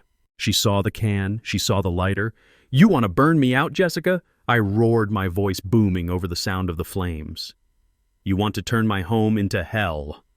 I tilted the can, pouring a stream of gasoline down the stairs, splashing it onto the burning banister, creating a firewall between us. The flames leaped up with a ferocious roar, a wall of heat that forced her to step back. "You forgot one thing," I yelled, holding the lighter high. "I lived in hell for 2 years in the jungle, so you could live in this house. I am not afraid of the fire." I stepped closer to the edge, the gasoline sloshing in the can. "Let him go," I commanded, my thumb hovering over the spark wheel of the Zippo. "Let him go, or I drop this can, and we all burn together. There will be no money, no house, just ashes." "Is that what you want?" Jessica stared at me, the knife trembling against Damon's neck. She looked at the wall of fire separating us. She looked at the madman standing on the balcony, ready to incinerate the world. For the first time all night, she looked unsure. She realized she wasn't dealing with a victim. She was dealing with a man who had nothing left to lose.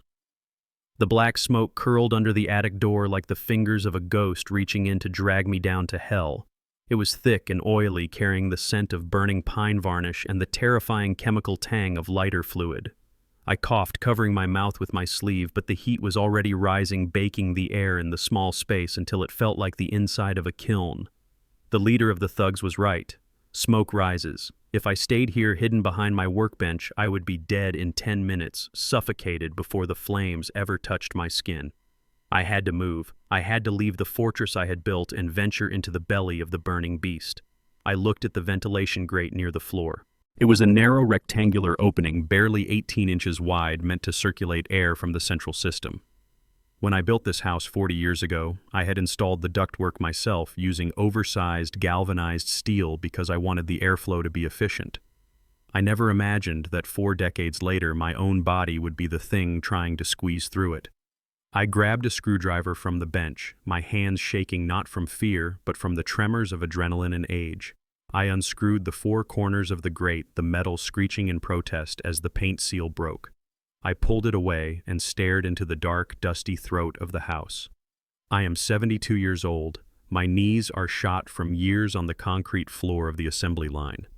My back is a road map of old injuries. This was not a movie. I was not an action hero sliding effortlessly through a polished silver tunnel. This was a desperate, painful crawl through a jagged metal coffin. I pushed my bag of tools in first, then I forced my shoulders into the opening. The metal edges dug into my coat, scraping against my ribs. The dust of 40 years' skin cells, pet dander construction grit filled my nose and mouth, making me gag. I crawled on my elbows and stomach, dragging my dead weight inch by agonizing inch. The heat from the fire below was conducting through the metal. The floor of the duct was getting hot against my chest. I could hear the roar of the flames eating the staircase banister just a few feet away through the thin sheet metal. I was crawling through a chimney. My heart hammered a frantic rhythm against the steel, threatening to give out long before the fire got me. I thought of Bernice. I thought of how she used to hum while she dusted these very vents. That memory was the only cool thing in a world of fire. I kept moving, counting my breaths. 1, pull. 2, pull. The pain in my shoulders was blinding, a sharp tearing sensation that told me I was doing permanent damage. But pain is just a signal, and right now I had to ignore the dashboard warning lights and redline the engine.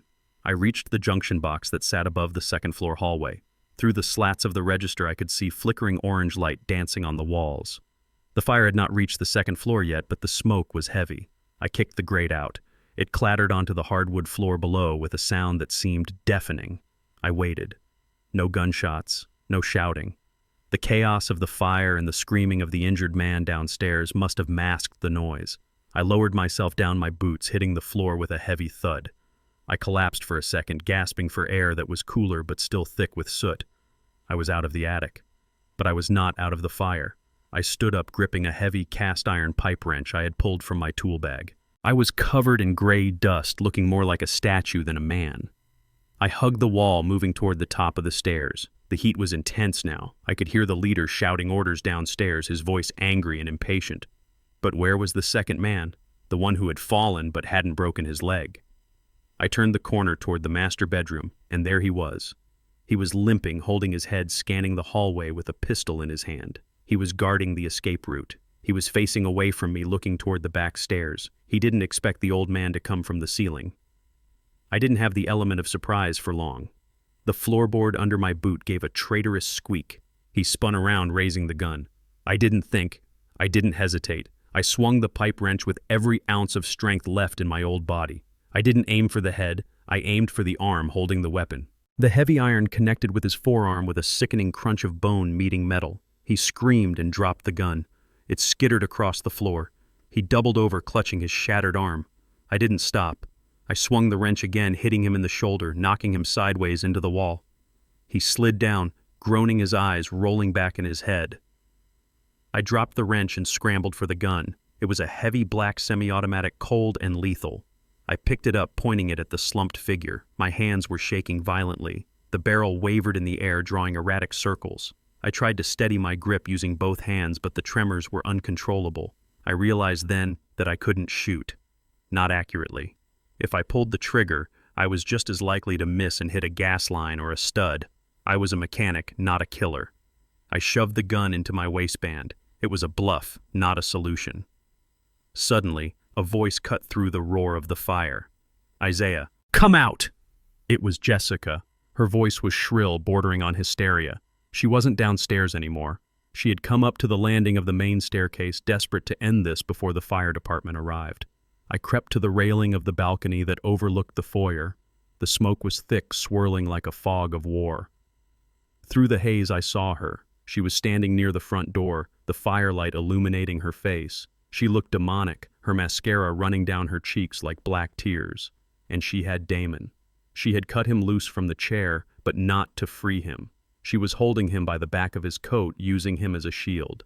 And in her hand, pressing against the soft flesh of his throat, was a utility knife, the same box cutter the police had used to slash my sofa cushions. Damon's eyes were wide, pleading, filled with a terror that broke my heart. He wasn't looking at the fire. He was looking up at the darkness of the hallway where I stood. I know you are up there, old man, Jessica screamed, her voice cracking. I know you came down. Come out. Give me the bag, or I swear to God I will open his throat right here. She meant it. I could see the madness in her eyes. She had crossed the line from greed to survival. She knew that if she didn't get the money and leave now, she was going to prison for life. Damon was no longer her husband. He was just leverage. Isaiah, don't make me do it. The police are 5 minutes away. The fire trucks are coming. You give me the diamonds and we walk away. You keep them and you watch your son bleed out on this floor. I looked at my son. He tried to speak, but the duct tape was still over his mouth. He shook his head frantically. He was begging me. Was he begging me to save him? Or was he begging me not to give in? I touched the gun in my belt. I couldn't make the shot. The distance was too far. My hands were too shaky and she was using him as cover. If I fired, I would hit Damon. I looked around. I needed something bigger. Something that spoke the language of the chaos she had unleashed. My eyes landed on the utility closet in the hallway. I knew what was in there. I had stored it there for the snowblower. I kicked the door open and grabbed the red plastic jerry can. It was half full. Gasoline. I unscrewed the yellow cap. The fumes hit me sharp and volatile, mixing with the smoke. I reached into my pocket and pulled out my old silver Zippo lighter. I flipped the lid open with a metallic clink. I stepped out of the shadows and onto the top of the landing, right into the flickering orange light of the fire. I must have looked like a nightmare. My face was blackened with soot, my clothes torn, my eyes burning with a cold, hard resolve. I held the open gas can in one hand and the lighter in the other. Jessica looked up. Her eyes went wide. She saw the can. She saw the lighter. "You want to burn me out, Jessica?" I roared, my voice booming over the sound of the flames. "You want to turn my home into hell?" I tilted the can, pouring a stream of gasoline down the stairs, splashing it onto the burning banister, creating a firewall between us. The flames leaped up with a ferocious roar, a wall of heat that forced her to step back. "You forgot one thing," I yelled, holding the lighter high. "I lived in hell for 2 years in the jungle so you could live in this house. I am not afraid of the fire." I stepped closer to the edge, the gasoline sloshing in the can. "Let him go." I commanded, my thumb hovering over the spark wheel of the Zippo. "Let him go, or I drop this can and we all burn together. There will be no money, no house, just ashes. Is that what you want?" Jessica stared at me, the knife trembling against Damon's neck. She looked at the wall of fire separating us. She looked at the madman standing on the balcony, ready to incinerate the world. For the first time all night, she looked unsure. She realized she wasn't dealing with a victim. She was dealing with a man who had nothing left to lose. Dưới đây là nội dung chi tiết cho phần 10 của Lượng Ngoạn Mục, được viết hoàn toàn bằng tiếng Anh theo văn phòng kể chuyện ngôi thứ nhất tối ưu hóa cho việc đọc voice over truyền cảm xúc AI voice friendly.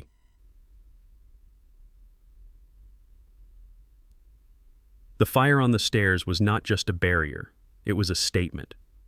I stood on the landing, the heat singeing the hair on my arms, looking down at the people who had turned my life into a chaotic hellscape. The red jerry can in my hand felt heavy, sloshing with the liquid promise of total destruction. I looked into the eyes of the masked leader, the man who had ordered my house burned, and I saw something flicker behind his cold gaze. It was not fear of death, it was fear of loss. He was a businessman of violence, and I was threatening to bankrupt him. I raised the can higher, letting a few more glugs of gasoline splash onto the hardwood floor at my feet. The fumes rose up sharp and dizzying, mixing with the acrid smoke of the burning banister. I held the Zippo lighter in my other hand, the small yellow flame dancing in the draft, a tiny sun that controlled the gravity of the room. "You want the diamonds," I shouted, my voice raspy but loud enough to cut through the roar of the fire. "You think they are in a bag somewhere? You think I hid them in the chimney or buried them in the yard? You are wrong." I took a step back, moving closer to the master bedroom door. "They are right here, under the floorboards of my bedroom, wrapped in rags and soaked in old paint thinner." It was a lie, a desperate, calculated lie born from the mind of a man who had nothing left but his wits. I had hidden the bag in the chimney clean-out downstairs, but they didn't know that. They didn't know the layout of this house, they only knew what they saw. And what they saw was a crazy old man standing on top of a powder keg holding the match. I kicked the floorboard near my feet. It was loose, rattling against the joist. "One drop," I said, lowering the lighter inches from the gas-soaked carpet. "One drop from this lighter and the master bedroom goes up like a Roman candle. The floor melts, the diamonds melt, or they get buried under 2 tons of burning debris. You will never sift through the ashes fast enough to find them before the cops get here." I looked at Jessica. Her face was a mask of horror. She wasn't looking at me. She was looking at the imaginary fortune beneath my feet. She did this for money. She ruined her life, my son's life, and my life for carbon compressed into shiny rocks. And now I was threatening to send those rocks back to the hell they came from. "You are bluffing," Jessica screamed, her voice shrill and breaking. "You wouldn't burn your own house down. You love this place. You promised Bernice you would take care of it. Don't you speak her name? I roared, the anger exploding out of me. You forfeited the right to speak about this family when you put a knife to my son's throat. This house is already dead, Jessica. You killed it the moment you walked in the door. Now we are just negotiating the funeral arrangements. I tilted the can again. This time I poured a line of gasoline across the threshold of the bedroom, creating a fuse. Let him go, I commanded, staring at the thug leader.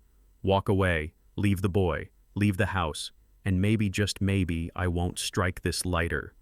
The leader of the thugs stood still. He was doing the math. He looked at the fire on the stairs, which was growing larger by the second. He looked at his injured partner groaning on the floor. He looked at Jessica, who was trembling, holding the box cutter against Damon's neck with a grip that was slipping from sweat and fear. He lowered his gun. This was supposed to be a grab and go.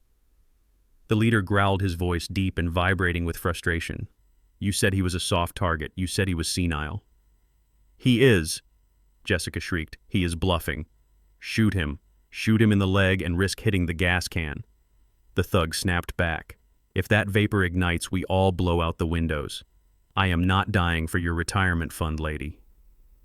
The internal structure of their alliance began to fracture right before my eyes. It was brittle, held together only by greed, and I had just removed the profit margin. The thug holstered his weapon. He took a step back, away from the stairs, away from Jessica.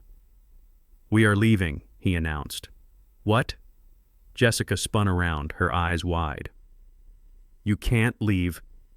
We have a deal. The deal is dead, the thug said, motioning to his partner. Grab the cripple. Let's go. No, Jessica screamed. She was losing everything. The diamonds, the muscle, the plan. She looked at the thug, then she looked at me. Desperation twisted her beautiful face into something ugly and unrecognizable. She realized she was alone.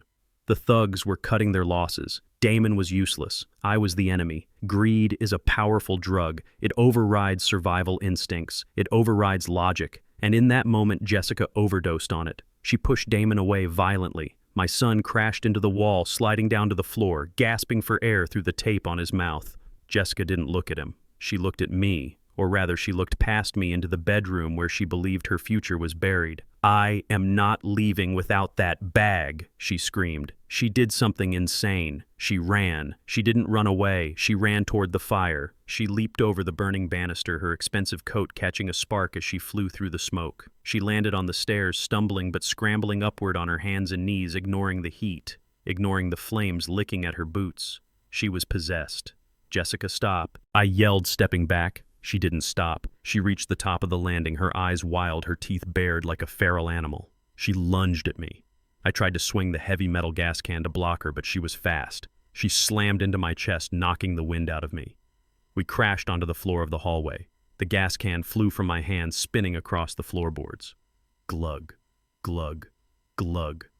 The red plastic container hit the wall and tipped over. The gasoline poured out in a heavy, pungent wave, soaking the carpet, soaking my pant leg, soaking Jessica's coat. The fumes were instantly overpowering.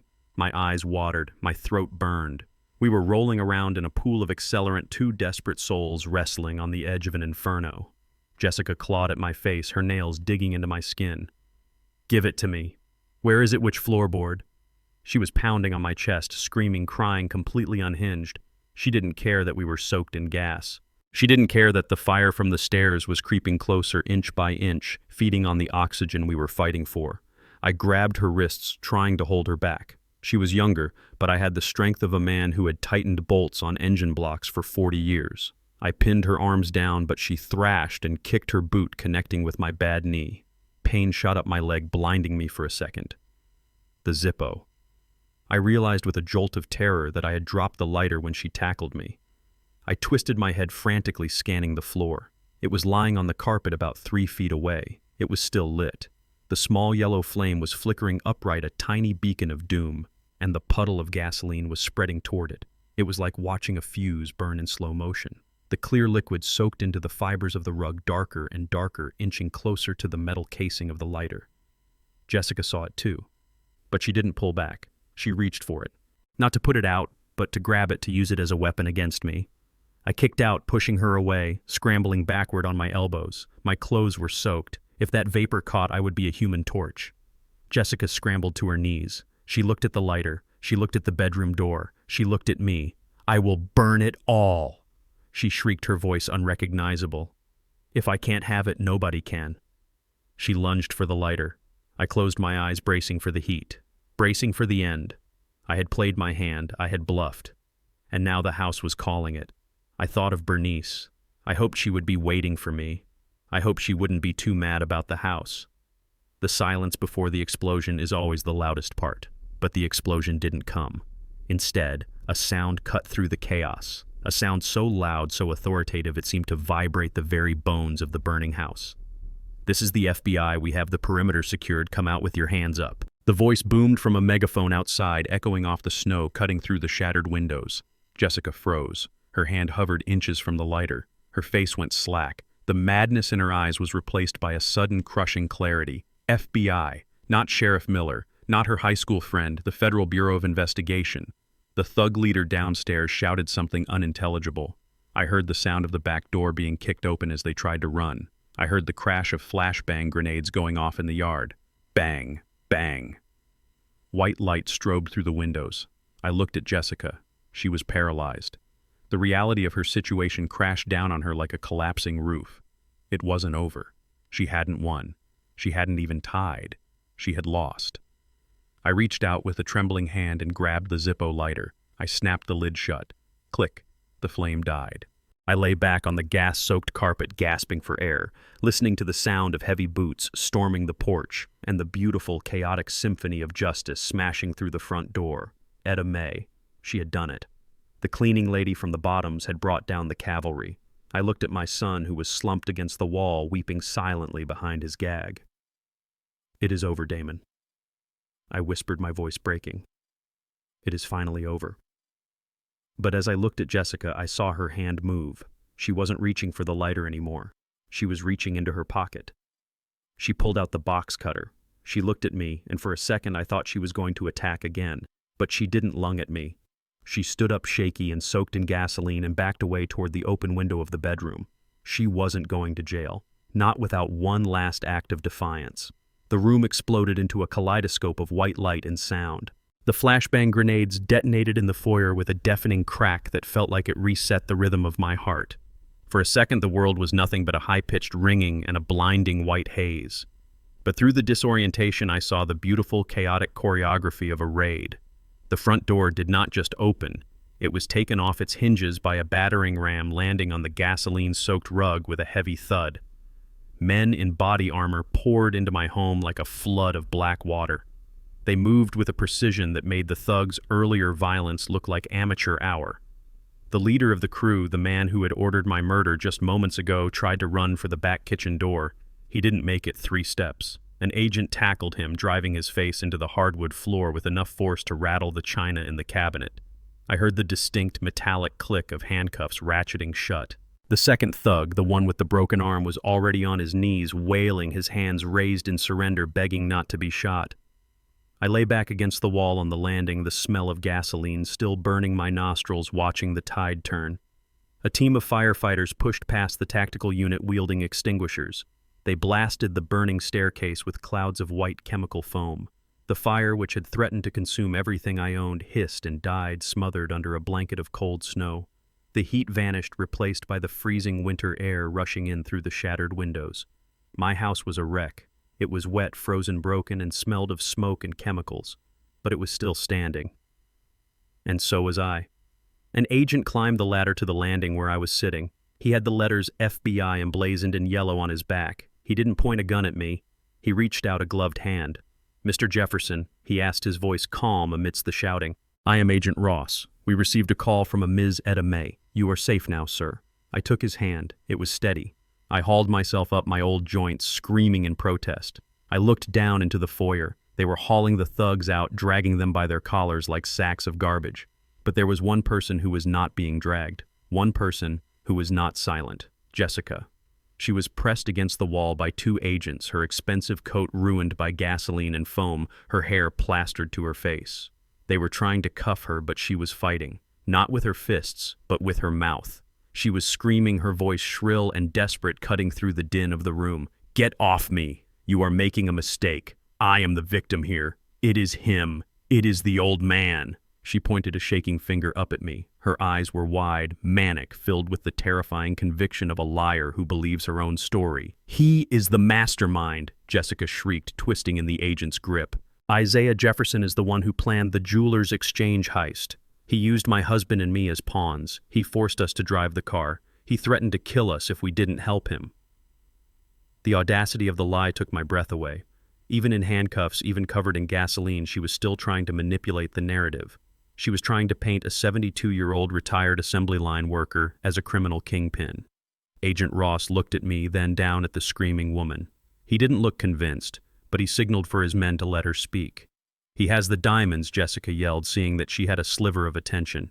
He stole them from us. He is hiding them right now. Why do you think he was ready to burn the house down? He is crazy. He is hoarding stolen property. She was panting, her chest heaving. She looked at Damon, who was sitting on the floor, the tape removed from his mouth, looking at the ground in shame. Tell them, Damon. Tell them your father forced us to do it. Damon didn't look up. He didn't speak. He just shook his head slowly, a single tear cutting through the soot on his cheek. He was done lying. You want proof? Jessica screamed, realizing she was losing her audience. Check the chimney. The clean-out door in the basement. I saw him hiding something there. He put the bag in the chimney. If I am lying, why is the bag there? The room went quiet. The agents looked at each other. Jessica's specific detail had struck a chord. Liars usually stay vague. Truth-tellers give coordinates. And she was giving them a coordinate. Agent Ross looked at me. Is there something in the chimney, Mr. Jefferson? I leaned against the railing, feeling the weight of the Zippo lighter in my pocket. I looked at Jessica. She was grinning now, a feral, triumphant smile breaking through her panic. She thought she had me. She thought that even if she went down, she would drag me down with her for possession of stolen goods.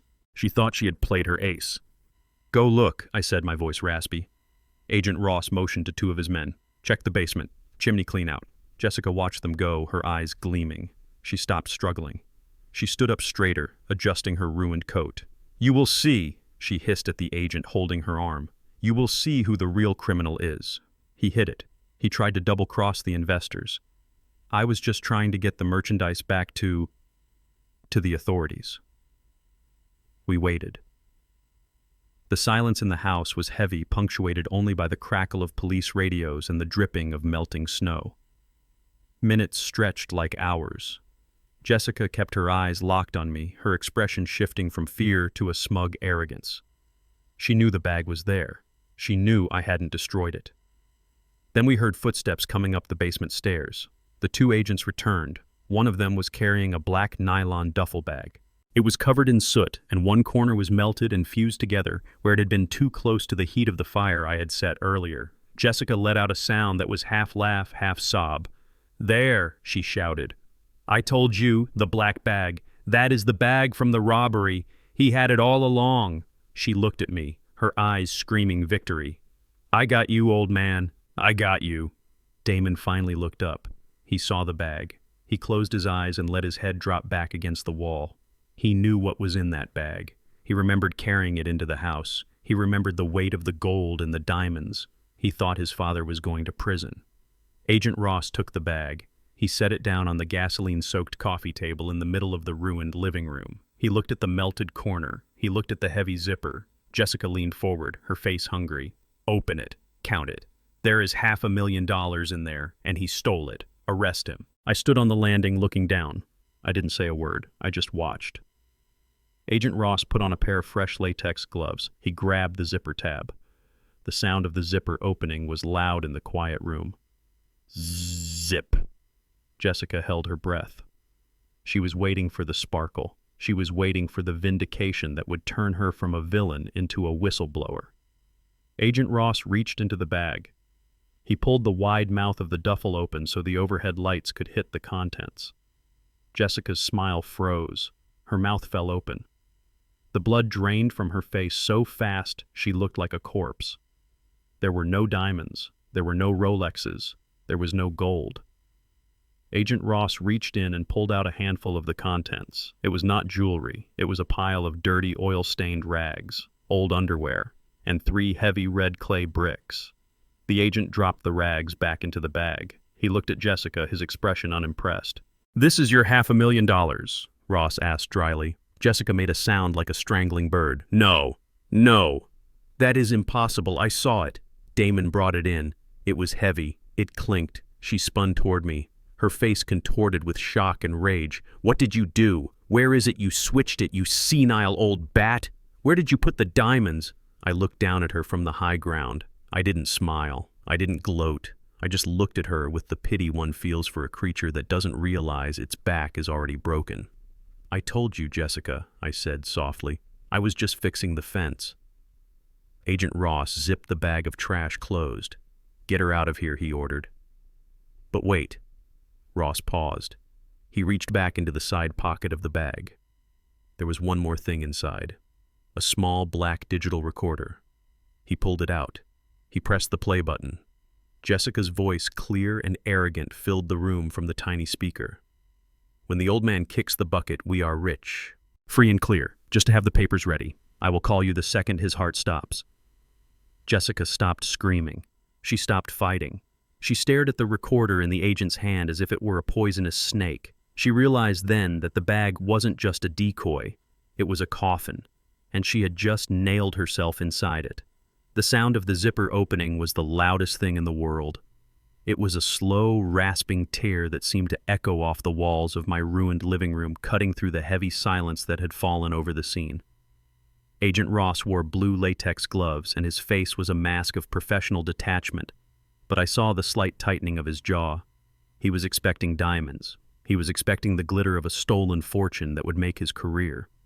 Jessica was leaning forward so far she was almost losing her balance. Her eyes were wide manic, reflecting the overhead lights, hungry for the vindication she believed was just inches away. She had bet her life, her freedom, and her soul on the contents of that black nylon bag. She had burned my house, tied up her husband, and tried to kill me, all for what lay inside that dark opening. Agent Ross pulled the bag wide open. The overhead light hit the interior. Jessica stopped breathing. Her smile, which had been growing wider by the second, froze in place. It didn't fade. It shattered. It broke apart into a kaleidoscope of confusion and horror that was more satisfying to me than any physical blow I could have landed. There was no sparkle. There was no gold. There was no velvet. Agent Ross reached in. He didn't pull out a Rolex. He didn't pull out a diamond necklace. He reached his gloved hand into the depths of the bag and pulled out a handful of gray, oil-stained cotton. It was a pair of my old work boxers, torn graying and smelling faintly of motor oil and mildew. He dropped them on the table. They landed with a soft, pathetic plop next to the recorder. Jessica let out a sound that wasn't human. It was a high-pitched wheeze like a balloon losing air. Her eyes darted from the underwear to the bag, then to Ross, then to me. "No," she whispered, her voice trembling. "No. Dig deeper. It is under the clothes." He hid it under the clothes to cushion them. Agent Ross looked at her, his expression shifting from curiosity to annoyance. He reached back into the bag. He grabbed something heavy at the bottom. Jessica gasped. This was it. The weight. The gold. Ross grunted as he heaved the object out. He slammed it onto the coffee table. Clunk. It was a red clay brick, chipped, covered in dried mortar, and utterly worthless. He reached in again. Another brick. Clunk. And a third. Clunk. The 3 bricks sat on the table, surrounded by a pile of dirty laundry. They looked ridiculous. They looked like garbage. But to Jessica, they looked like a life sentence. "Is this a joke?" Agent Ross asked, wiping brick dust off his gloves. "Is this your idea of a federal case, ma'am? 3 bricks and a pile of dirty laundry?" Jessica's knees gave out. She didn't fall. She just sank, held up only by the agents gripping her arms. Her mouth opened and closed like a fish on a dock. "It is impossible," she stammered, tears streaming down her soot-stained face. It was heavy. I felt it. Damon carried it in. It clinked. I heard it clink. She turned her head slowly toward me. Her eyes were bloodshot wide with a terrifying realization. She looked at me not as a senile old man, but as a ghost who had walked through walls. "You," she hissed. "You switched it." I stood on the landing looking down at her. I didn't say a word. I didn't have to. The truth was written in the pile of garbage on the table. I let my mind drift back to that first night, the night of the blizzard, the night I became a ghost in my own home. While Jessica was in the shower thinking she was the smartest person in the room and Damon was out getting coffee thinking he had buried his sins, I had been busy. I had gone out to the oak tree. I had dug up the bag. I had felt the weight of the diamonds, the cold, heavy promise of wealth that had corrupted my family. But I knew I couldn't just take it. If the bag disappeared, they would tear the house apart until they found it, or they would torture me until I spoke. I needed them to find the bag. I needed them to believe they were still in control right up until the moment the trap snapped shut. So I took the diamonds out. Every watch, every ring, every bracelet. I shoved them into an old metal ammunition box I kept in the shed. Then I needed weight. I needed the bag to feel right. I walked to the pile of renovation debris behind the garage. I grabbed 3 heavy paving bricks. They weighed about the same as 20 pounds of gold and jewelry. I wrapped them in my old work clothes to stop them from sliding around, to muffle the sound, to make it feel like bundles of cash or velvet-wrapped gems. I zipped the bag shut. It looked perfect. It felt perfect. But that wasn't enough. I needed to catch her. I needed physical proof that she knew about the bag, that she had handled it, that she was the one trying to hide it. So I didn't just hide the bag. I prepared it. I wiped the handle clean with rubbing alcohol. Then I placed it in the chimney, clean out a place I knew she would eventually check, or a place I could direct the police to. But the real stroke of genius, the move that I was most proud of, was where I put the real diamonds. I didn't bring them into the house. The house was compromised. I took that ammo box heavy with the stolen loot, and I walked past the oak tree. I walked to the small stone marker at the edge of the property line. Buster. My old golden retriever. The dog Damon had loved as a boy. The dog Jessica had called a flea-bitten nuisance. I dug a hole next to his grave. The ground was frozen, but anger gave me strength. I buried the diamonds 6 feet down right next to the bones of the only creature in this family that had ever been truly loyal. I covered it up, smoothed the snow, and walked away. I knew they would never look there. Jessica didn't have a heart, so she wouldn't think to look in a graveyard. She only looked for value in things she could sell, not in things that held memories. Back in the present, the silence in the living room was shattered by a scream that sounded like glass breaking. "You old bastard!" Jessica had snapped. The reality of the bricks, the dirty underwear, the absolute humiliating defeat was too much for her mind to handle. She lunged. She broke free from the agent on her left with a surge of hysterical strength. She didn't run for the door. She didn't run for Damon. She ran for the stairs. She ran for me. "I will kill you." She shrieked, her hands clawing at the air, her face twisted into a mask of pure hate. "Give it back. Give me my life back." She made it to the bottom step. She put her boot on the charred wood of the staircase I had set on fire, but she didn't get any further. Agent Ross moved with the speed of a striking cobra. He tackled her from behind, driving her into the gasoline-soaked carpet. "Use of force authorized," he shouted. 2 other agents piled on. Jessica fought like a wildcat. She was kicking, biting, screaming obscenities that would make a sailor blush. She wasn't a socialite anymore. She wasn't a grieving daughter-in-law. She was a monster revealed. It took 3 men to subdue her. They wrenched her arms behind her back, the handcuffs clicking shut with a sound of finality. They dragged her up her feet, kicking uselessly at the floor. "Where is it?" she screamed, saliva flying from her mouth. "Tell them where it is, Isaiah. Don't let them take me without the money." Agent Ross stood up, straightening his tie. He looked down at her with cold disgust. "Get her out of here, and read her the rights." Again. They dragged her out the front door. Her screams faded into the night air, mixing with the sirens until finally the heavy door slammed shut, cutting off the noise. The house fell silent again. The fire was out. The smoke was clearing. Damon was still sitting on the floor, his head in his hands, weeping softly. He hadn't moved. He hadn't tried to help her. He hadn't tried to help me. He was just a broken piece of furniture in a broken house. Agent Ross walked over to the table. He looked at the bricks. He looked at the dirty underwear. He picked up one of the bricks, weighing it in his hand, a small smile playing on his lips. "That was a hell of a switch, Mr. Jefferson," he said. "You had us all fooled. For a minute there, I thought we were going to be booking you for grand larceny." He dropped the brick back onto the table. Dust puffed up into the air. He turned slowly to face me. He walked to the bottom of the stairs and looked up. His eyes were sharp, intelligent, and no longer friendly. The camaraderie of the rescue was gone. Now he was just a federal agent, and I was a man who had admitted to possessing stolen property, even if I had just used it as bait. He took off his gloves, tucking them into his pocket. He crossed his arms. "You played a dangerous game, Isaiah. You tampered with evidence. You obstructed a federal investigation. You set a trap that could have killed people." He paused, letting the weight of the law hang in the air between us. But he continued, his voice softer. "I can overlook the procedural errors considering the duress you were under. You handed us the ringleader and the recording on a silver platter. Or rather, on a pile of bricks." He took a step up the stairs. The wood creaked under his weight. "However, there is one loose end, Mr. Jefferson." He locked eyes with me. "The jewelry store inventory lists $4 million in uncut diamonds and high-end watches. We have the bricks, we have the underwear, we have the confession." He leaned forward, his voice dropping to a whisper that carried more weight than a shout. "So I have to ask you, and I need you to think very carefully about your answer. Where is the real merchandise, Mr. Jefferson? Because if it is not in that bag, and it is not in the chimney, then you are the only person on earth who knows where it is." I looked at him. I looked at the ruin of my home. I touched the empty pocket where I used to keep dog treats for Buster. The agent waited.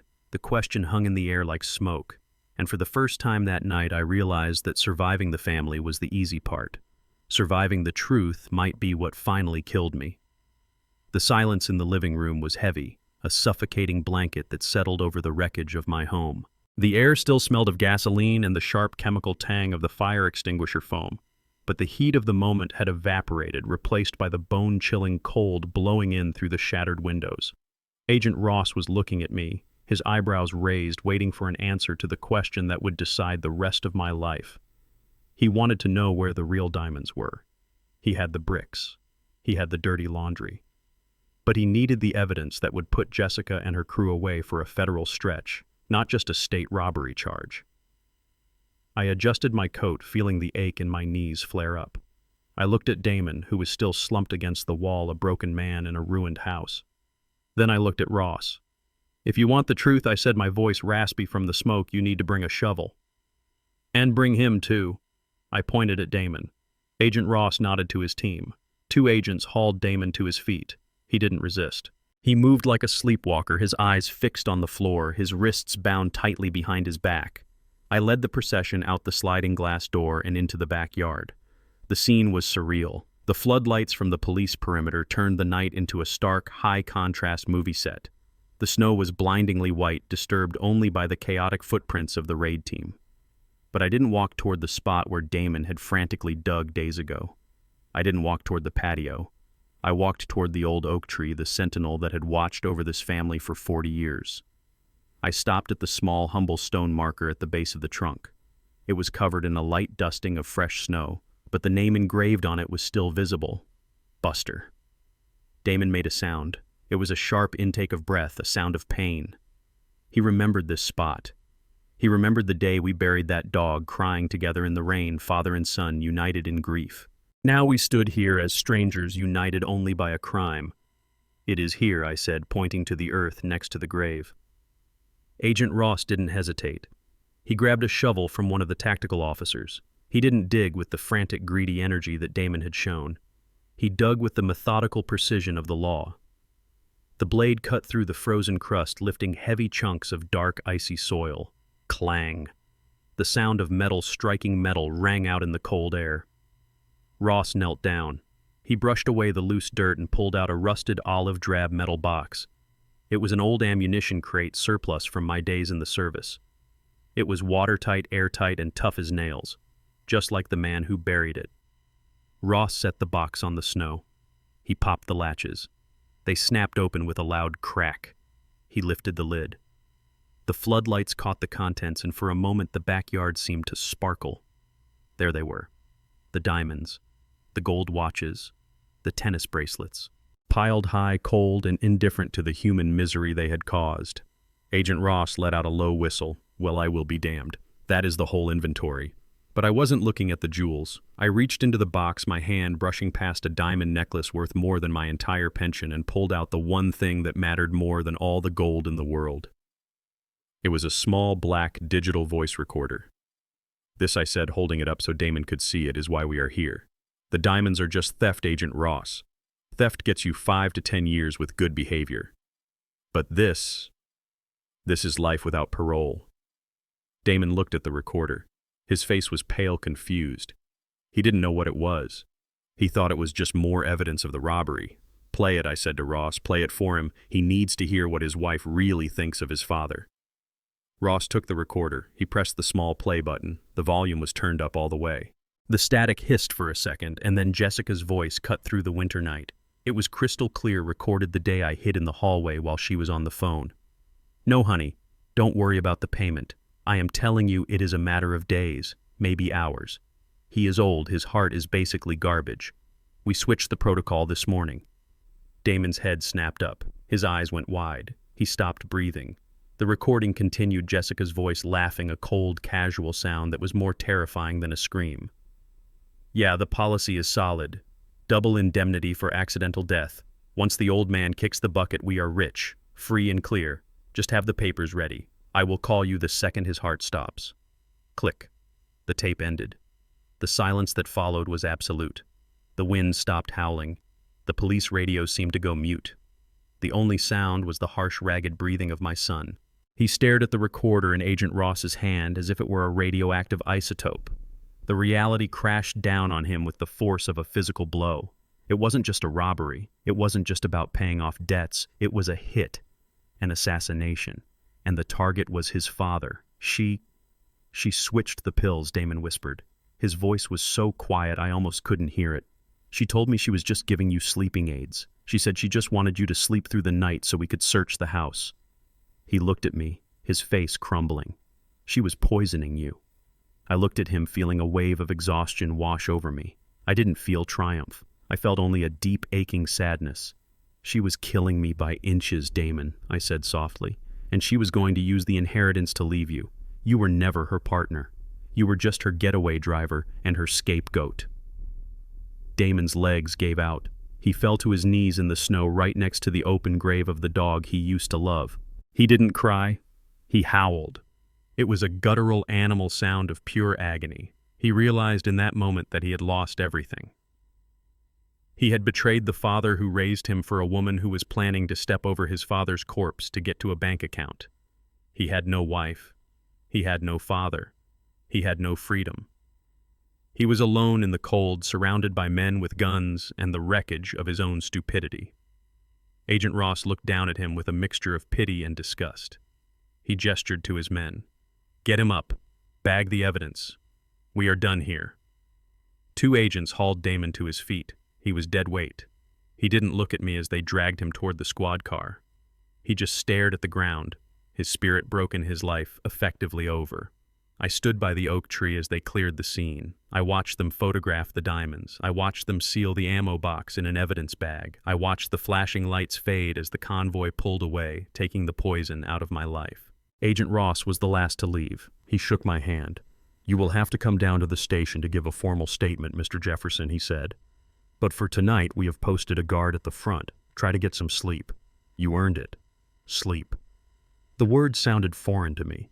I walked back into my broken house. I sat in the armchair that Jessica had slashed open. I looked at the spot on the rug where the gasoline had soaked in. I was safe. I was alive. But the house felt enormous and empty. The silence wasn't peaceful. It was hollow. The next morning, I sat in the interrogation room at the Federal Building. It was a gray, windowless box that smelled of stale coffee and fear. I had signed my statement. I had handed over the falsified pill bottle. I had done my duty as a citizen. I stood up to leave, buttoning my coat, ready to walk out and never look back. But then the door opened. Agent Ross stepped in. He looked uncomfortable. "Mr. Jefferson," he said, keeping his hand on the door handle. "We have a situation." "What kind of situation?" I asked. "It is your son," Ross said. "He has been processed. He has waived his right to an attorney. He is confessing to everything, the robbery, the conspiracy. He is giving us names of the investors. He is burying himself." "Good," I said, my voice hard.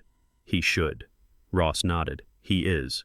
But he has made a request. He is refusing to sign the final confession until he sees you." I froze. I looked at the one-way mirror on the wall, seeing my own reflection. Old, tired, alone. "I have nothing to say to him," I said. "He knows that," Ross replied softly. "He doesn't want you to talk. He says he just needs 5 minutes. He says he needs to ask you one question. I gripped my cane. I felt the anger rising again, but beneath it the dull ache of a father's love that refused to die completely. One question, I asked. Ross nodded. Just one. I stood there for a long minute. I thought about the boy who used to run to the door when I came home from the factory. I thought about the man who had taped my mouth shut. I thought about the pills. Let him in, I said. I sat back down at the metal table. The door opened again. The chains rattled before I saw him.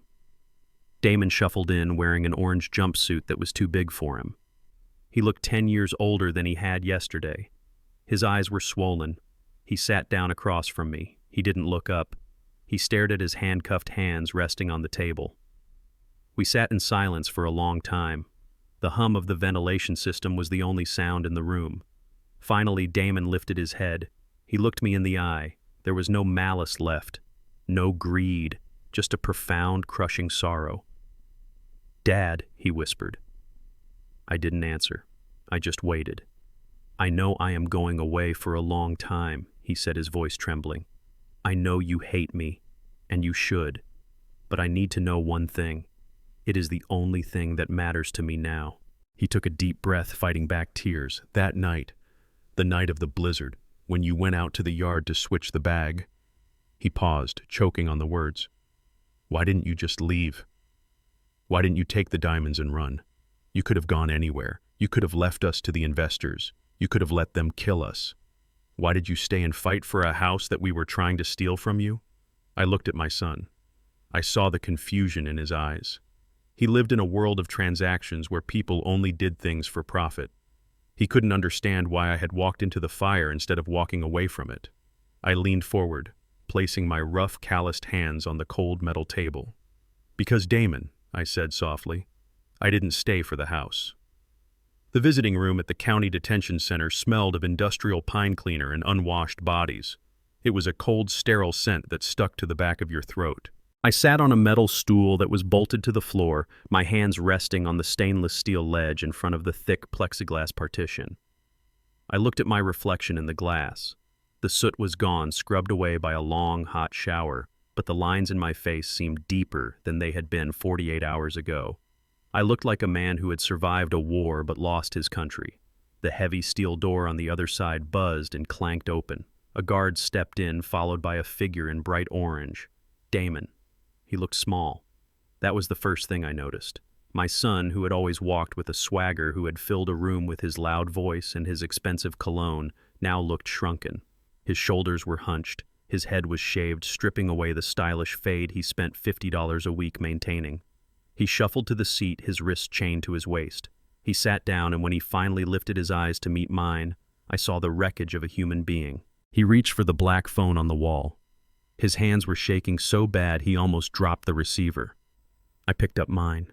The plastic felt greasy against my ear. "Dad," he choked out. The word came out as a sob. I didn't say anything. I just watched him. "Dad, you have to help me." He started, the words tumbling out in a frantic, desperate rush. "It is a nightmare in here. You don't know what it is like. The guys in the holding cell, they know I was the driver. They know about the diamonds. They think I snitched. I can't stay in General Pop, Dad. They will kill me before trial." He leaned forward, pressing his forehead against the glass, tears streaming down his face. "It wasn't me, Dad. You have to believe me. It was Jessica. She is a monster. She manipulated me. She told me we were just going to borrow the money to pay off the investors. She never told me about the poison. I swear on Mom's grave I didn't know she was poisoning you." I listened to him lie. I listened to him try to rewrite history 5 minutes after the ink had dried on his police statement. I knew he knew. I had seen the look in his eyes at dinner when I fed the cat. He might not have poured the poison, but he had watched me lift the spoon to my lips and said nothing. "She made me do it, Dad," he continued, his voice rising in hysteria. "She threatened to leave me. She said I was a loser. I just wanted to make her happy. I just wanted to be the man she wanted. Please, you have to get me a lawyer, not a public defender, a real lawyer, someone who can cut a deal. If I testify against her, maybe I can get probation, but I need money for the retainer. Please, Dad, sell the truck, mortgage the house, anything. Just get me out of here." He was begging for my life savings to save him from the consequences of trying to end my life. The irony was so sharp it almost made me laugh. But I didn't laugh. I felt a strange, cold calm settling over me. It was the calm of a surgeon who realizes the limb cannot be saved and must be amputated. I let him cry for another minute. I let him expend all his excuses, all his blame, all his pathetic attempts to turn himself into a victim. When he finally stopped gasping for air, wiping his nose on his sleeve, I leaned into the microphone. "Damon," I said softly. He looked up, hope flickering in his eyes. "Yeah, Dad. Do you know what the weather was like on November 14th, 1988? He blinked, confused. "What?" "It was a Tuesday." I continued, my voice steady and low. It was raining. Not a heavy rain, but that cold, miserable Detroit drizzle that chills you to the bone. I was working a double shift at the plant. We were assembling the transmissions for the new F-150s. My foreman came over and tapped me on the shoulder. He said, "Isaiah, you better get to Sinai Hospital. Your wife is asking for you." Damon stared at me, his mouth slightly open. "Dad, why are you talking about this? We don't have time." "I didn't clock out," I said, ignoring him. I ran all the way to the parking lot. I drove my old Buick like a madman. When I got to the delivery room, Bernice was already holding you. You were so small. You were a month premature. You fit in the palm of one of my hands. I held up my hand, the rough, calloused hand of a mechanic against the glass. You were purple and screaming. You were fighting the world from the second you took your first breath. The doctor said you might have lung problems. He said you might be weak. But I looked at you, and I didn't see weakness. I saw a miracle. I paused, looking deep into the eyes of the man in the orange jumpsuit. I took your little finger, Damon. Your hand was so tiny your fingernails were like paper, and you squeezed my finger. You held on so tight, and in that moment, standing in that hospital room with the rain hitting the window, I made a promise to God. I said, "Lord, I don't care what happens to me. I don't care if I break my back working. I don't care if I never own a new car or a fancy suit. Just let me protect this boy. Let me build a world where he never has to be hungry, where he never has to be afraid, where he can be a good man." Tears welled up in Damon's eyes again, but these were different. These weren't tears of fear. They were tears of shame. "I kept that promise, Damon," I whispered. "I worked 60 hours a week for 30 years. I took the overtime. I skipped the vacations. I fixed up that house with my own blood and sweat so you would have a backyard to play in. I paid for your college. I paid for your wedding. I paid for your mistakes." "Dad, stop." Damon sobbed. "Please. No. You listen," I commanded, my voice hardening. "I spent my life building a shelter for you. And what did you do? You invited the wolves in. You didn't just open the door, Damon. You held it open while they tried to burn it down with me inside." "I didn't mean to," he stammered. "You taped my mouth shut," I said, cutting him off. "You watched a stranger hit me.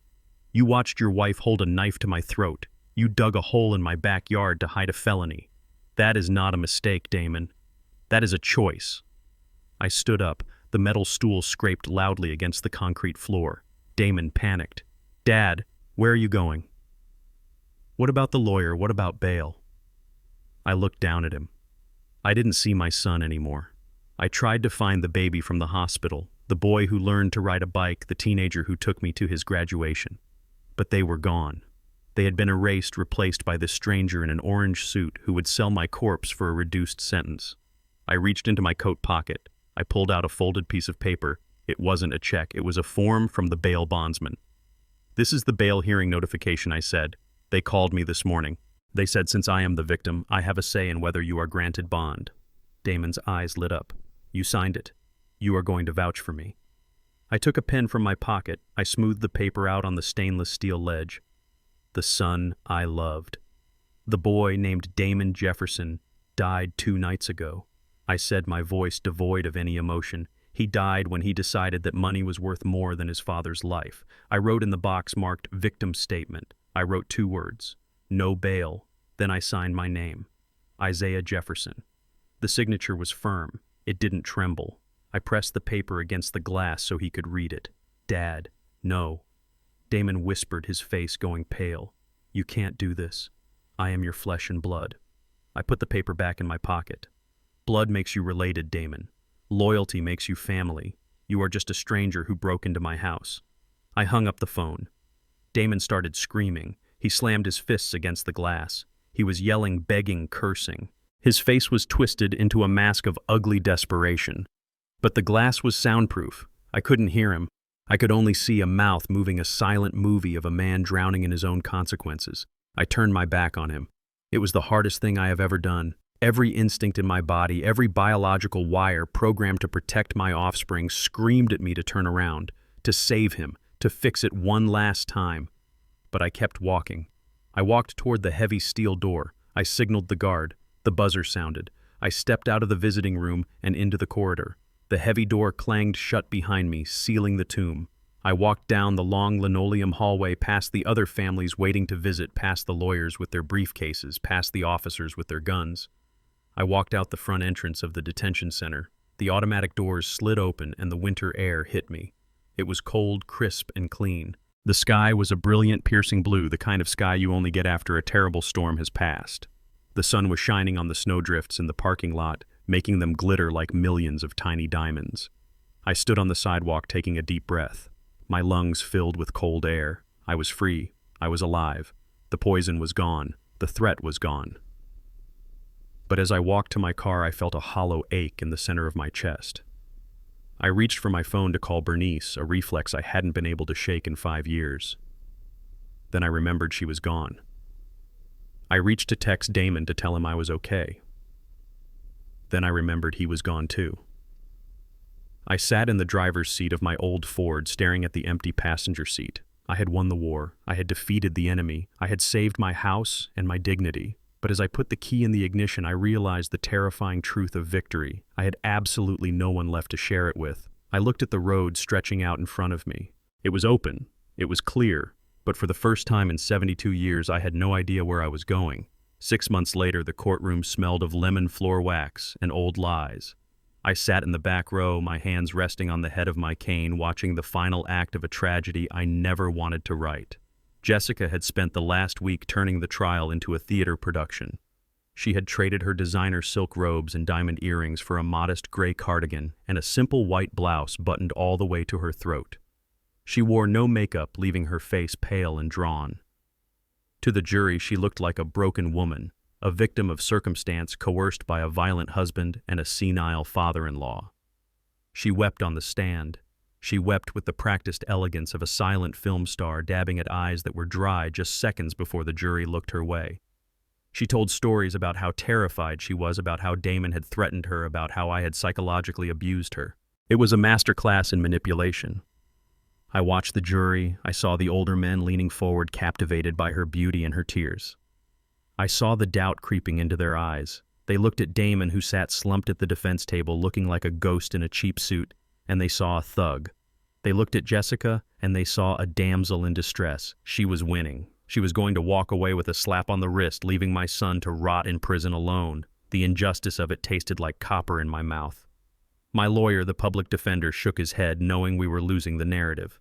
Jessica's defense attorney, a slick man with a smile that didn't reach his eyes, rested his case, confident that his client's performance had secured her freedom. But then the prosecutor stood up. He was a young man, sharp and hungry. He adjusted his glasses and looked at the judge. "Your Honor, the prosecution calls a rebuttal witness, one who was not on the original list due to protective custody concerns. We call Etta Mae Robinson to the stand." The air in the courtroom changed instantly. Jessica's head snapped toward the double doors. The tears stopped. The mask slipped just for a fraction of a second, revealing the snarling animal beneath. The doors opened, and 2 federal marshals escorted a small woman in a Sunday hat and a pressed floral dress down the aisle. Etta Mae walked with her head high. She didn't look at the gallery. She didn't look at me. She walked straight to the witness box. She looked like the grandmother everyone wished they had. But when she sat down and placed her hand on the Bible, she became a giant. Jessica's lawyer jumped up, objecting, shouting about surprise witnesses and procedural violations, but the judge silenced him with a wave of his hand. The federal nature of the case allowed for certain exceptions, and Etta Mae was the exception that broke the rule. "Ms. Robinson," the prosecutor began, "can you tell the court where you were on the night of November 14th? Etta leaned into the microphone. Her voice was quiet but steady, a calm river cutting through stone.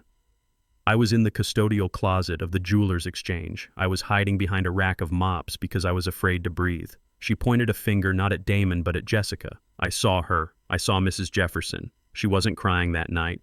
She wasn't scared. She was laughing. The courtroom went dead silent.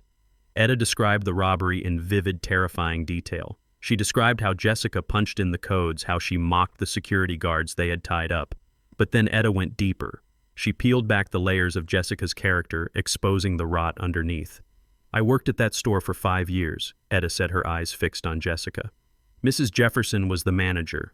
For 5 years, she never called me by my name. She called me the help or simply you. When I cleaned her office, she would open the window while I was still in the room as if the air I breathed was dirty. She used to wipe down the phone after I touched it. She told the other managers that they needed to watch the black staff closely because stealing was in our nature. Jessica's face turned a violent shade of red. She whispered something to her lawyer, but he ignored her. That night, Etta continued, Jessica told her husband to leave the back door unlocked. She said it would be easy to blame the night shift. She said nobody cares what happens to an old black cleaning lady. She said I was invisible. Etta paused and looked directly at Jessica. I am not invisible, Mrs. Jefferson. I am the one who saw you steal. I am the one who saw you betray your family, and I am the one telling the truth today. The jury turned. It was a physical shift in the room. The sympathy evaporated, replaced by cold, hard disgust. They didn't see a victim anymore. They saw a predator who used racism and privilege as a weapon. Jessica realized she had lost. She stood up screaming at Etta, calling her a liar, using words that I will not repeat, words that proved everything Etta had just said. The judge banged his gavel, threatening to hold her in contempt, but Jessica was beyond reasoning. She was a narcissist watching her reflection shatter. 3 days later, the verdict came down. It was swift, and it was brutal. The judge, a stern woman who had no patience for theatrics, read the sentencing. Jessica Jefferson was found guilty on all counts, including grand larceny, conspiracy to commit murder, and tampering with federal evidence. She was sentenced to 25 years in federal prison without the possibility of parole. When the gavel fell, Jessica didn't cry. She just stared at the wall, her eyes empty, her life as a social climber officially over. Damon stood up next. He pleaded guilty. He showed remorse. But the law is a machine, and it does not care about your feelings. 15 years. That was the price of his weakness. He looked back at me as the marshals cuffed him. He mouthed the words, "I am sorry." I nodded once, acknowledging the apology but not accepting the debt. It was paid in full now. And there was one more casualty, Sheriff Miller. The investigation into Jessica's phone records revealed the calls, the cover-ups, and the willful negligence. He wasn't in the courtroom, but the news had broken that morning. He had been stripped of his badge and was facing a grand jury indictment for corruption. The network of lies that had protected Jessica had been dismantled brick by brick. I walked out of the courthouse into the blinding afternoon sun. The media was there, cameras flashing, microphones thrust in my face, asking how it felt to see justice served. I pushed past them. I didn't feel triumph. I felt exhausted. I felt the weight of 72 years pressing down on my spine. A week later, the mail arrived at my new address. I was living in a small rented trailer on the edge of town, having sold the house immediately after the trial. I opened the envelope. It was from the insurance company that insured the jeweler's exchange. It was a check, a reward for the recovery of the merchandise. 10% of the recovered value, $50,000. I held the piece of paper in my hand. It was more money than I had ever seen at one time in my life. It was enough to buy a new truck, enough to travel, enough to live comfortably for the rest of my days. I drove back to the old house one last time before the new owners took possession. It stood empty against the gray sky, the windows repaired, but the scars of the fire still visible on the siding. The oak tree stood silent in the backyard, guarding the empty hole where I had buried the diamonds. I stood on the porch, looking at the check in my hand, and then at the empty driveway where my son used to park his bike. $50,000. That was the price of my family. That was the exchange rate for a son and a legacy. I felt a hollow ache in my chest that no amount of money could fill. I had won the war, but the battlefield was a graveyard. I folded the check and put it in my pocket. I needed a reason to keep moving. I needed to find a way to turn this blood money into something that could grow. I turned my back on the house and walked to my car. As I reached for the handle, my phone buzzed. It was Etta May. "Isaiah," she said, her voice sounding excited. "I found something. You know that community center downtown? The one they are threatening to close? They are selling the building." I looked at the house one last time, then I looked at the road ahead. "Tell me more, Etta," I said. "I think I might have just enough for a down payment." I got into the car and drove away, leaving the ghosts behind, ready to build something new from the ashes. The sold sign went up on the front lawn on a Tuesday morning, and by Thursday afternoon the house was gone. I did not haggle over the price. I did not care about the market value or the equity I had built up over 40 years of mortgage payments. I just wanted to be free of the walls that had witnessed the death of my family. Walking through the empty rooms for the final time was strange. I expected to feel grief. I expected to feel the heavy pull of memories, the echo of Bernice's laughter in the kitchen, the ghost of Damon running down the hallway in his pajamas. But the house was silent. The fire and the betrayal had burned the nostalgia right out of the drywall.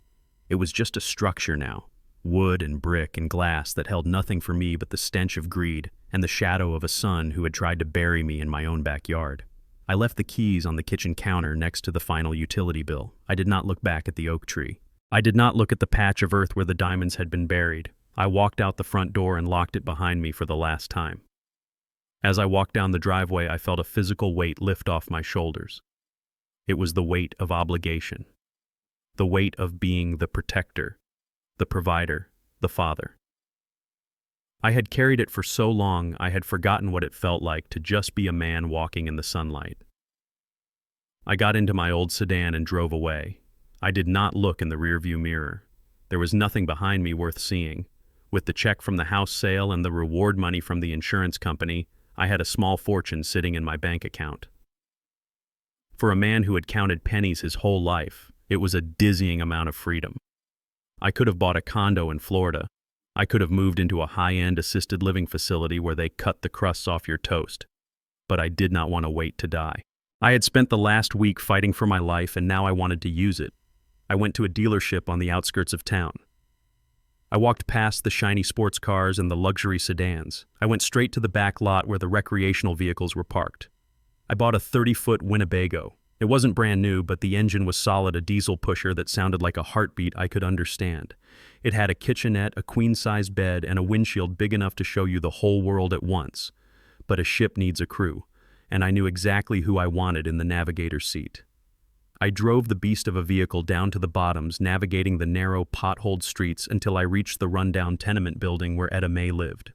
I parked right in front the RV, taking up 3 spaces, looking like a spaceship that had landed in a war zone. I climbed down and knocked on her basement door. Etta opened it wearing her cleaning smock, looking tired. When she saw the RV behind me, her eyes went wide. "Isaiah," she said, wiping her hands on a rag. "What in the world is that?" "That is the future." "Etta," I said, leaning on my cane. "I sold the house. I am leaving Detroit. I am going to see the Grand Canyon. I am going to see the Pacific Ocean. I am going to find a place where it never snows." She looked at me, then at the RV, then back at the grim concrete walls of her apartment. "Why are you telling me this?" she asked softly. "Because I don't want to go alone," I said. "You saved my life, Etta. You were the only person in this city who saw me when I was invisible. You are the only family I have left." I held out a hand. "Pack a bag, Etta. We have a lot of miles to cover." For a second I thought she would say no. I thought she would say she was too old or too tired, or that it was crazy for 2 old folks to run away like teenagers. But then a smile broke across her face. It was a beautiful smile, one that took 20 years off her life. She didn't ask where we were going. She didn't ask when we would be back. She just turned around, grabbed a worn leather suitcase from under her bed, and started throwing clothes into it. 10 minutes later, she was sitting in the passenger seat, buckling her seatbelt. She looked at the dashboard, then out the window at the gray streets she had scrubbed and cleaned for decades. "I have never been west of Michigan," she whispered. "Well," I said, turning the key, "today is a good day to start." The diesel engine roared to life. I put it in gear, and we rolled forward. The city of Detroit, with its factories and its memories, its prisons and its graveyards, began to slide away.